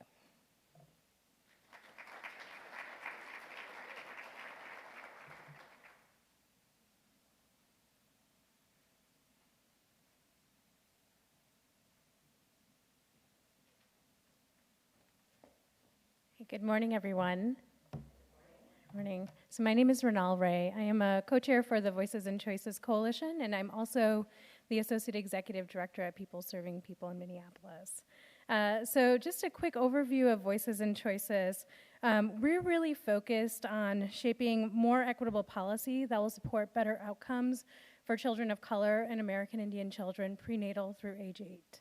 We work with many stakeholders, many of you in this room, and across the state, representing parents and communities of color and American Indian children. So where we are, there we go. So where we think we are likely heading for 2020, this has not been fully confirmed by the coalition, and probably will be soon, but based on conversations we've been having over the last few months, we're probably heading into a place where we are leaning into implementation around the Community Solutions Grant Program. 2019 was a big year for our coalition in the passage of the Community Solutions Grant Program at the state level. And as a reminder, this really is a program that allows cultural communities across the state to flexibly advance locally generated approaches to improving measures of well-being for children of color and American Indian children. And in fact, there is an opportunity kind of through the Department of Health, guided by a 12-member Community Solutions Advisory Council for communities to apply for some of these resources. The first round is $750,000 in various size grants. That application is due on February 7th. There will also be additional resources available through the preschool development grant. Not quite sure what exactly that will look like. But if you know folks who are working on locally generated population level ideas and want to investigate some things that could be possible in their communities, please make sure they know about this opportunity. The reason we're really focusing on implementation is because we want to be able to come back in 2021 and increase resources for more community-driven solutions around early education. So then moving into kind of where we are thinking we're probably going to be supporting work is really around this kind of umbrella definition of quality. Quality has a technical definition. We talked a lot about it today in terms of who has access, outcomes, and kind of impacts on children. We have been looking at policy issues that have been coming up over the last few years and thinking about how do we have a broader definition of quality. And thinking about quality as specifically as it relates to children of color and American Indian children. So kind of around that, we'll be watching for policy proposals and things that are coming up around that definition of quality. So for example, how do we increase reimbursement rates for child care assistance program as Claire and the folks at Kids Can't Wait are talking about, and how do we get to federal conformity to increase those resources? How do we make sure that there is access to the field of child care and retention within that workforce? And how do we not put on barriers to being a professional, in particular for communities of color and American Indian communities? Think about quality from a friend, family, and neighbor context. And encompassing that in the definition of quality. Additionally, kind of from an administrative perspective, we know there's some really great work going on around knowledge and competency frameworks and culture within MDE, and some really great research on implicit bias in early childhood. So thinking about how does that fit into how we think about quality. And then from a place of we're going to watch out and monitor, looking at the impacts of recent cuts and lack of funding for out-of-school time. So that's kind of where we're headed for 2020, really thinking about implementation and preparation for 2021.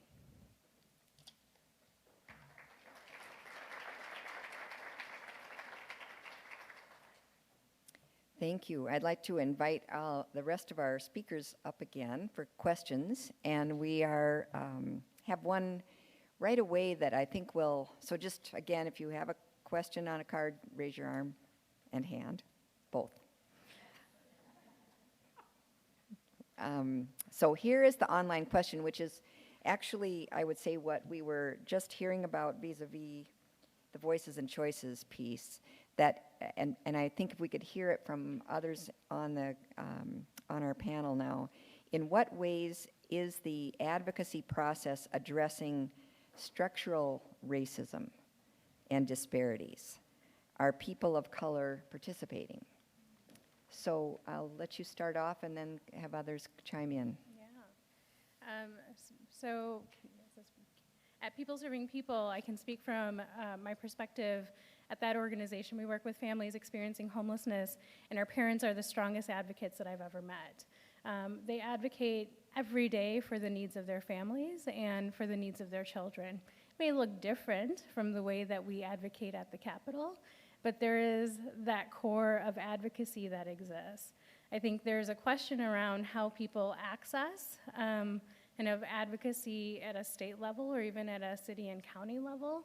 in a way that they can actually move things forward. So kind of building a coalition and coming at it as we are stronger when we are together and when we can collectively advance things that we know parents are telling us and that we ourselves have experienced in some way is a way to kind of move through and work with the system that exists to advance more equitable solutions. Anyone else want to chime in? I mean, I guess I would just, from paid family and medical leave perspective, I neglected to lift up that 1 in 4 mothers returns to work when their child is 2 weeks old. And that is just hard to imagine.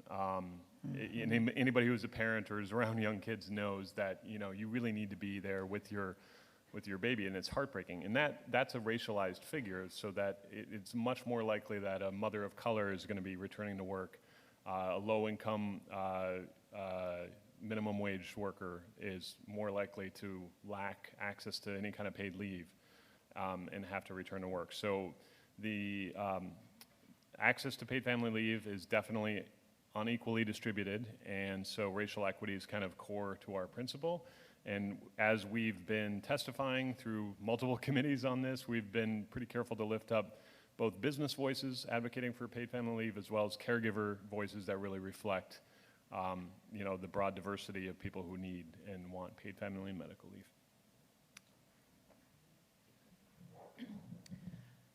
We're a statewide organization, so it's really hard to focus on one small community, but what we do have is a young adult multicultural advisory committee who really provide a lot of information to us. We take over 4,000 calls a year from anyone who is struggling, so we really hear those stories as well. We have a director of multicultural outreach on our staff as well, so she's going out into the community and hearing the stories.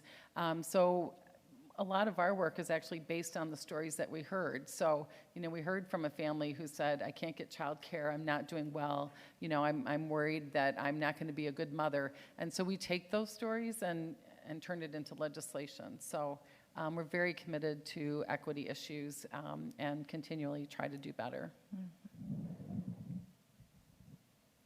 I think the thing I would add for the Prenatal 3 Coalition is that the vision really is around addressing racial, economic, and geographic inequities in Minnesota, and how important it is to get resources and services to families across the state. So that was our initial vision of coming together.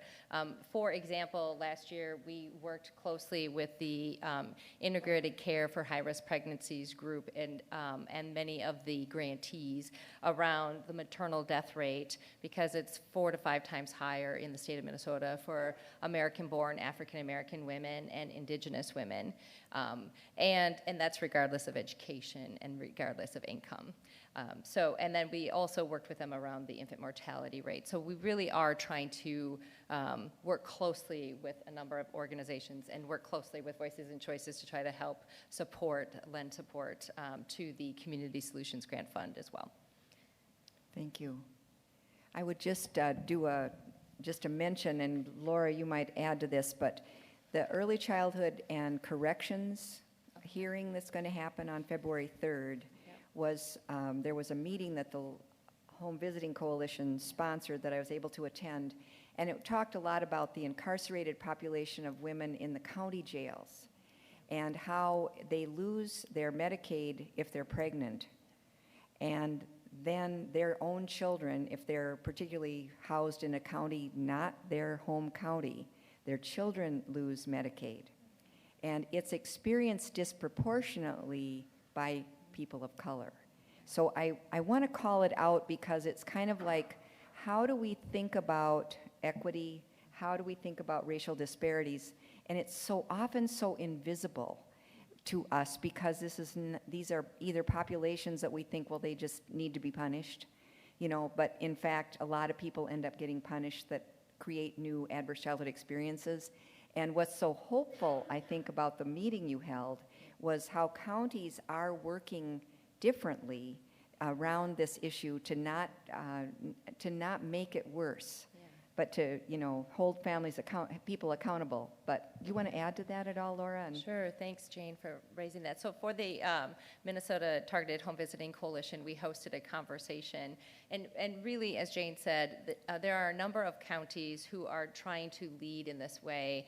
And many times, the work that is happening is invisible to the nonprofit community who can provide wraparound services and other folks who are interested in supporting this work. So we will have a follow-up conversation, and I can send it out to you as well. But what we were shocked by is the number that 1 in 6 children in the state of Minnesota are impacted by incarceration. 1 in 6 children, which is amazing when you look at that.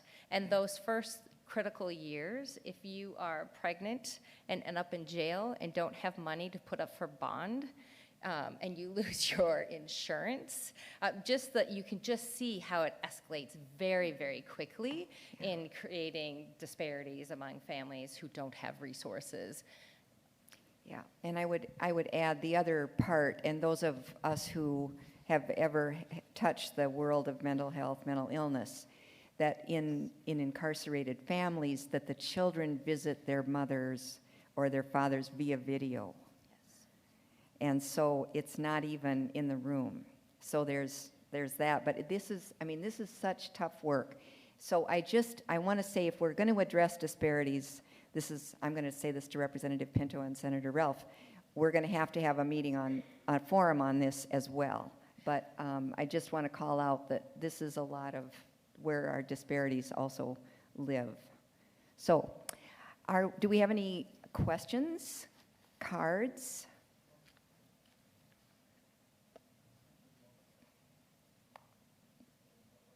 No more questions? Okay, so I'm thankful and appreciate all your work, and we'll be hearing again from you as time goes on, and I'm just grateful for the coalitions and for you coming by again. Thank you. Good luck. So Joan Brandt is here on behalf of the Preschool Development Grant, and I think we will just keep moving, and we may end up being finished a little early, which is fine too. But there is so much to be said about that we will give you a little bit of time if you need it. Okay. Thank you, Jane. So I'm Joan Brandt. I'm the Division Director for Child and Family Health at the Department of Health, and I'm here on behalf of DHS, MDE, and MDH. The Preschool Development Grant has been a great opportunity this past year to really develop relationships working across the departments. And we're excited to announce, I'm sure you've heard, that we are receiving the implementation grant for the next 3 years. Yeah. I also have to admit I'm a little bit nervous because I've heard it referenced a lot this morning as a solution to a lot of issues. And it is not going to be the solution to a lot of issues. It is a solution to some of the issues. And actually, it's a foundation to build upon, I think, as we move forward. On that note, so the Minnesota Preschool Development Renewal Grant will support the overall goal in more efficiently aligning and coordinating our systems across our departments in order to best help families to navigate the systems. The work that we are proposing over the next 3 years is really based upon a lot of community input. We've done 3 rounds of community engagement to really understand what families are experiencing and what the needs are so that we can do some reforming at the state level, which is going to also take longer than 3 years. Our systems have been built over how many decades and are really complicated for families to navigate. We're really aware of that. And to undo those systems and create a more seamless system for families is going to take longer than 3 years. But it's a start. Again, it's a foundation for us. We will receive $8.9 million annually for the next 3 years. That's a little less than what we had proposed. It's about $1 million less than what we had proposed, but it's a good start. The funding began on December 31st, although the grant agreements are not in place. So even though from a federal perspective, the grant funding is in place as of December 31st, the work will not begin until grant agreements are in place. But it's through December 30th of 2022.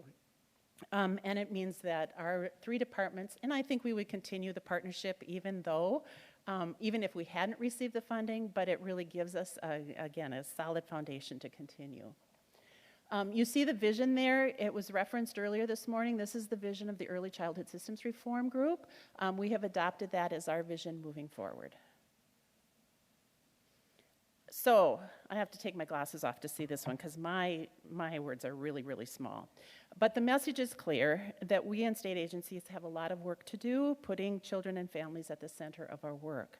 Our systems have not worked well. They're complex and hard to navigate. The intake that each program requires is overwhelming for families, and oftentimes is similar information between programs that we are asking for. So that is one of the things that we will be looking at. We need to regain trust because families don't trust us in government. We understand why not. A piece of that, certainly a large proponent of that, I think, is certainly the systemic racism that exists within state systems. The grant gives us an opportunity to really work differently and to work better as we move forward. So what you see here are some of the comments that we heard from community members who participated in the community engagement process, as well as the various pieces of the work that we will be doing. We will continue with the community engagement and partnership. We will leverage the community solutions. As you heard, we are putting additional funding into the Community Solutions Fund to up that ante in order to really hear from the community, give funding to the community to identify their needs and best solutions. We'll increase access to supports and services. We're looking at the quality of our services. We will monitor, we have an evaluation component that is built in, including Indigenous evaluation. And we'll be leveraging the leadership of the Children's Cabinet as well, because they are certainly one of the partners in this work. So our activities include updating the needs assessment and strategic plan by 2022. We had to do a needs assessment this past year. The needs assessment will be updated as we move forward. We hope to see this as somewhat flexible in our process. We will be funding Help Me Connect, which is a centralized system to enhance navigation for families. Kind of a one-stop shop is what we're hoping eventually. It's being somewhat piloted with providers right now, but the intent is that it will be expanded so that families eventually will have access as well for referral. And it's more than just for educational referral or healthcare referral. It is abroad. We hope that if families have housing needs, it's also a way to shift them into a referral for housing program. And we'll include a warm handoff. One of the things that we are very aware of is missing is that when referrals are made, there's not necessarily follow-through to assure that those referrals have closed the loop. And so that's a part of this Help Me Connect. Investing in community solutions, which I've already mentioned, specifically prioritizing people of color and American Indian by building upon the Community Solutions Fund. We want to pilot 6 to 10 local cross-agency hubs that will help in a prevention strategy and that will test the Help Me Connect. So those will be hubs that will sit in community. We don't know what those will look like. We don't know who will hold those hubs. It is highly likely that it will vary across the state in terms of who holds the hubs and what they look like, because again, this will be based on what the community sees as best for implementing the hub model. We'll also be exploring technology to increase information sharing in order to coordinate. One of the things that has been a barrier, particularly when you think about intake, has been the inability for us to share data across the systems. And so in addition to not being able to, we don't have a network that speaks to one another across our departments and our systems. So this is one of the areas that we are examining and looking at as we move forward. And then there's quite a bit of work also around early childhood workforce supports and developing cultural competency and trauma-informed work. Finally, we will be engaging, as I've mentioned, in this ongoing community engagement process, just as we've done over the last year, in order to inform and update our needs assessment and strategic plan, as well as keeping us kind of honest as we move forward. Are we getting it right? Are we doing it in a way that it needs to be done? We'll develop a communities of practice for the hubs and subgrantees so that there is ability to learn from one another and teach one another in terms of what's working within the communities.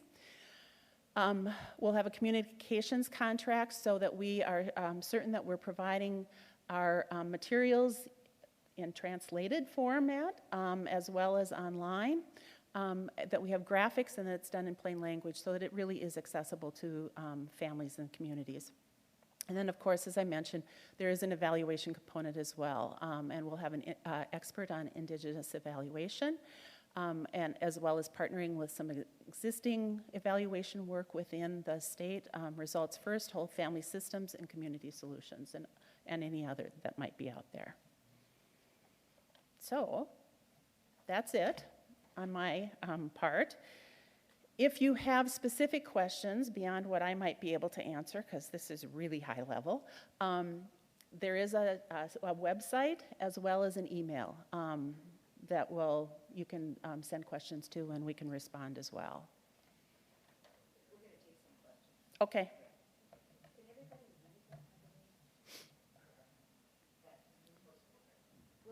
This will be posted. Yeah.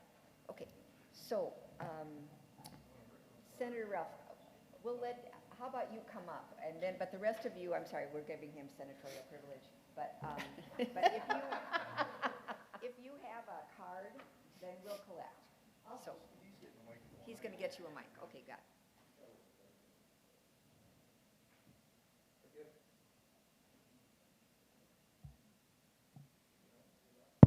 There it goes. There. I guess my question is more about measuring the results and the outcomes. And so I guess my question is, have you established a set of metrics to determine success or failure in other words, you're kind of going to have a 30,000-foot view here, but there's going to be a lot of little projects going on, and I wonder, as part of the grant process, that you are providing requirements that there be some specific metrics established to determine how well things are going. Absolutely. We'll be, do we have those in place right now? Not fully, no. But that will be part of the evaluation development process so that we know that we're doing the right thing and doing it well. Mm-hmm.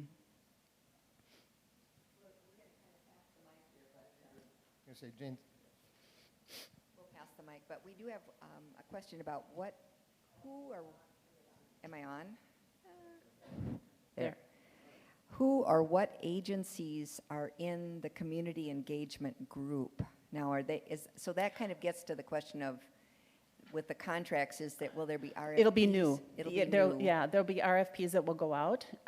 So we're done with year one, and now we're starting over with years 1 through 3 with the implementation grant. So there will be new RFP process, yes. Okay.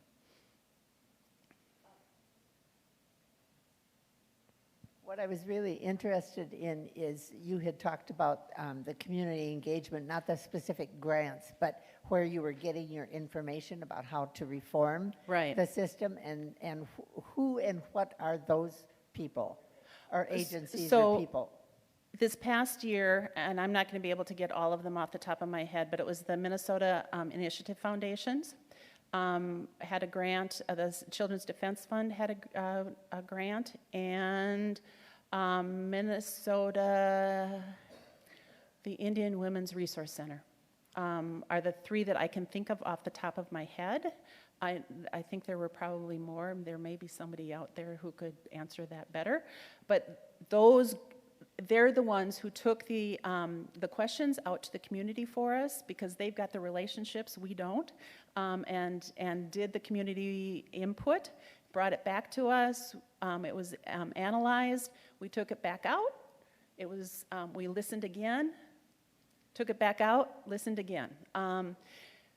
It will be new, potentially, could be the same groups going forward, but there will be a new RFP that will go out, so it could be new groups as well. We don't know.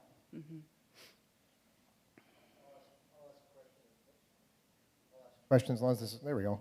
And see if anybody else has one in the meantime, which is, can you talk in a little more detail about the early childhood workforce supports, that last bullet on the list? I'm just interested as to if there's any more you can share. I wish I could. I'm the wrong person to ask that to. Okay. That we have had kind of clusters of people who have been working on specific areas, and that is more outside my realm. That has been sitting more in education and DHS than MDH. Okay. But certainly, as we move forward, there will be more. We at MDH recognize that family home visiting needs to be a part of that conversation, and so we will be more engaged in that as we move forward.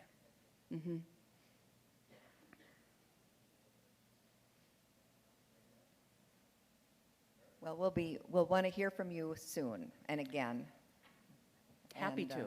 When we know so more. The website is up there. Is up there. Education. So it's the Minnesota Department of Education website, MDE/early/PRESCHGR. Slow down. Okay. So it's the Minnesota Department of Health, Minnesota Department of Education website. But then after MDE/DSE small letters /early/preschool grant. So it's PRESCHGR. And we will post that, I think, on that would be good. Our own website too. That'd be great. Okay. Thank you. Thank you, Joan. Yep. Great.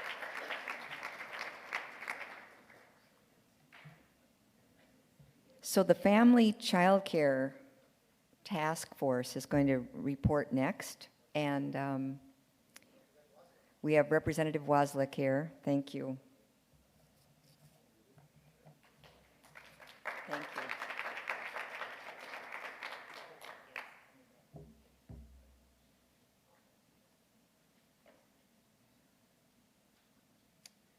Good morning, everyone. My name is Representative Amy Waslowick. I am one of the co-chairs of the Family Child Care Task Force, along with Senator Mary Kiffmeyer from the Senate. I don't have a long update today, but I will do a brief update, and then if folks have questions, feel free to ask some questions. So the Family Child Care Task Force is a pretty large group of people. I think it's around 25 folks, and it includes child care providers, parents, and representatives from organizations and nonprofits associated with child care, as well as some other organizations that do this work in greater Minnesota, and some organizations that are aligned with provider groups as well. So there's a large group of people from a bunch of different places. We have a Parent Aware rep as well.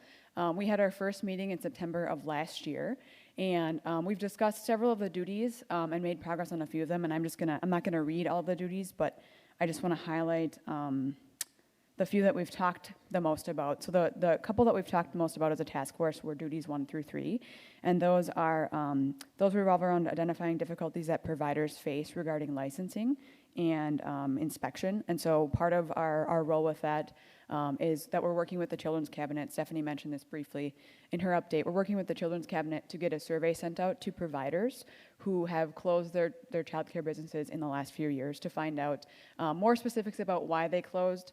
So there's been lots of talk about over-regulation generally, but over-regulation generally doesn't help us as policymakers actually change things to make them work better for providers. So what we're trying to do is to get more specific ideas, what sorts of regulations are impacting providers and maybe pushing them to close their child care businesses, and how can we as legislators change those to make things work better. Another thing that we're talking about, which is duty number 3, is looking at variances. So variances are essentially, counties have the opportunity to say, for example, if there's something short-term going on with a family child care provider, maybe they have one additional child in an age group for a month, licensors would be able to grant a variance for a short period of time to a family child care provider to make sure that they can take the children and also maintain their business. So we've looked at fixes to issues that have come up with variances that we've heard from providers and licensors. Those are things around liability. There was a case a couple decades ago where some injury or some harm happened to a child when there was some sort of variance, and so there's something in statute that says that's questionable about whether individual licensors who grant variances are liable. And so we want to clear that up and make sure that we're making that clear for providers and for licensors and for counties so that they are able to grant those variances. We're also looking at potentially creating a uniform variance form so that we have a clear idea of what does that look like and what does that mean, and so providers and licensors are more able to understand that county to county, and it's not different in every county. We're also looking at requirements to inform the public and providers about variance policy. So having a policy placed on a website, but also being made available to providers if they want it, and to new providers when they start. So wanting to make sure that we're pushing that information out, that we're doing what we can to try and make things uniform. And variances is probably a piece that we're going to come back to on the task force because we have some outstanding work on that issue. We also have been talking a lot about duty number 2, which is revolves around abbreviated inspections and a tiered violation system. So essentially, we had a presentation from Dr. Feeney, who is an expert in this area. He's done a lot of work with other states around these issues, and we discussed tiered licensure and abbreviated tiered violations, not licensure, and talked about whether we want to take it that way. That's kind of what I would call a Band-Aid approach to some of the issues we're seeing, or whether we actually want to have a broader conversation around the actual rule that governs family child care providers. So that was something that we discussed as a task force. Which way do we want to move? I don't know that we came to a decision. I think it was just up for discussion, but that's a piece that we're talking about and considering too, is how do we move forward with these ideas, and what do we do, rule, statute, where do all these things fit? So that's an ongoing conversation that we're having as well. Our interim report is due in March. And our next task force meeting is February 4th, so we're going to be discussing the draft of that report at the next meeting, and hopefully coming away with some recommendations and some policy ideas and some legislation to work on this session. So that's all I have. If folks have any questions, I can try and answer those. Okay.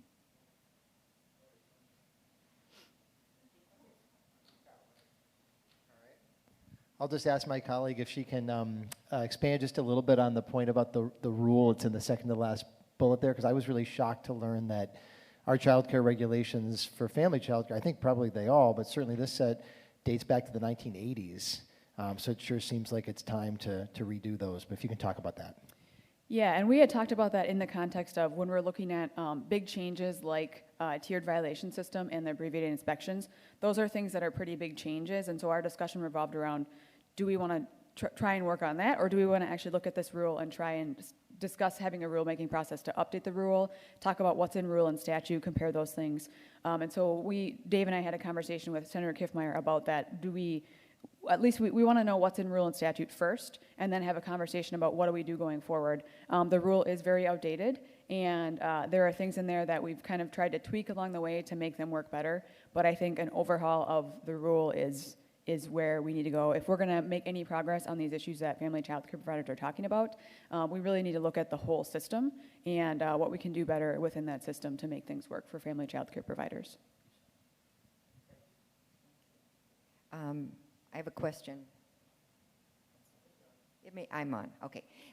How does Minnesota's county-administered, state-supervised arrangement work vis-a-vis licensors that I think are hired by the counties? Is that right?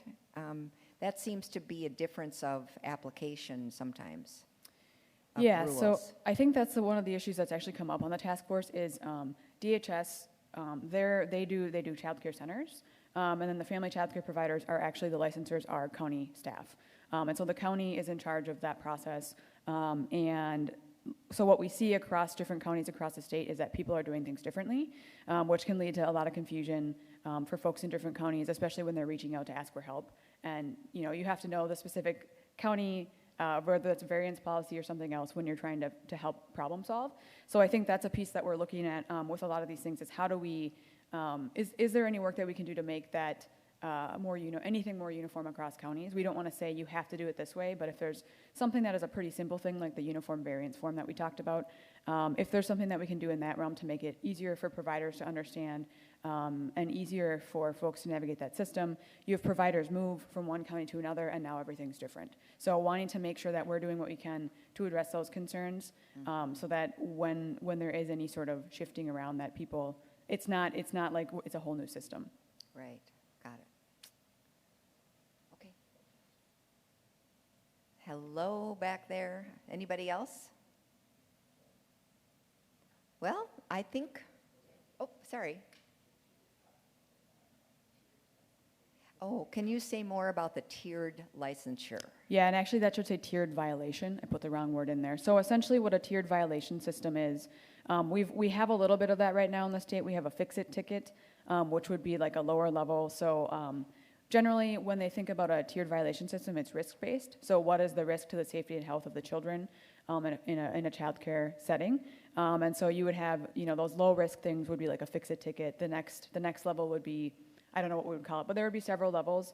And so you wouldn't have everything being like correction order. Like there would be a system, and there would be different levels in that system, so that you could have something like a fix-it ticket that's a minor issue that could be corrected right away, that would not show up anywhere. So you're not going to have something showing up on a provider's, on the website, where folks might find it if they're able to take care of it and fix it right away, versus something that's a more serious sort of, not violation, but something that someone, a licensor would find when they do an inspection. If there's something more serious, that could be a correction order, it could be something else. We haven't talked much about that, but that's certainly something that providers are really interested in, and DHS is certainly interested in figuring out how to make that work better, because there is a lot of concern around these more minor violations becoming a bigger issue than they should be for providers, and also conversation around correction orders and what those mean, and how long they're posted, and all sorts of conversation around that. So those are all pieces of the conversation that we're having, and I expect we'll return to that part of the conversation later as we continue our work. So will you have a website that people can write into or comment on? Or? Yeah, there is a website. I actually have the webpage pulled up on my phone right now. Let me see.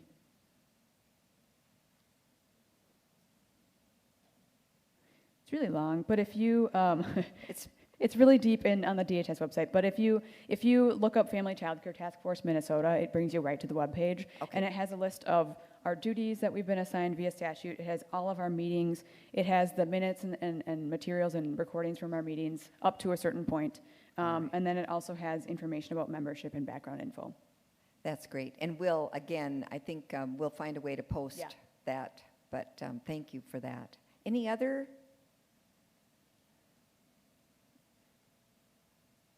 I think we're good. Thank you so much. Thank you.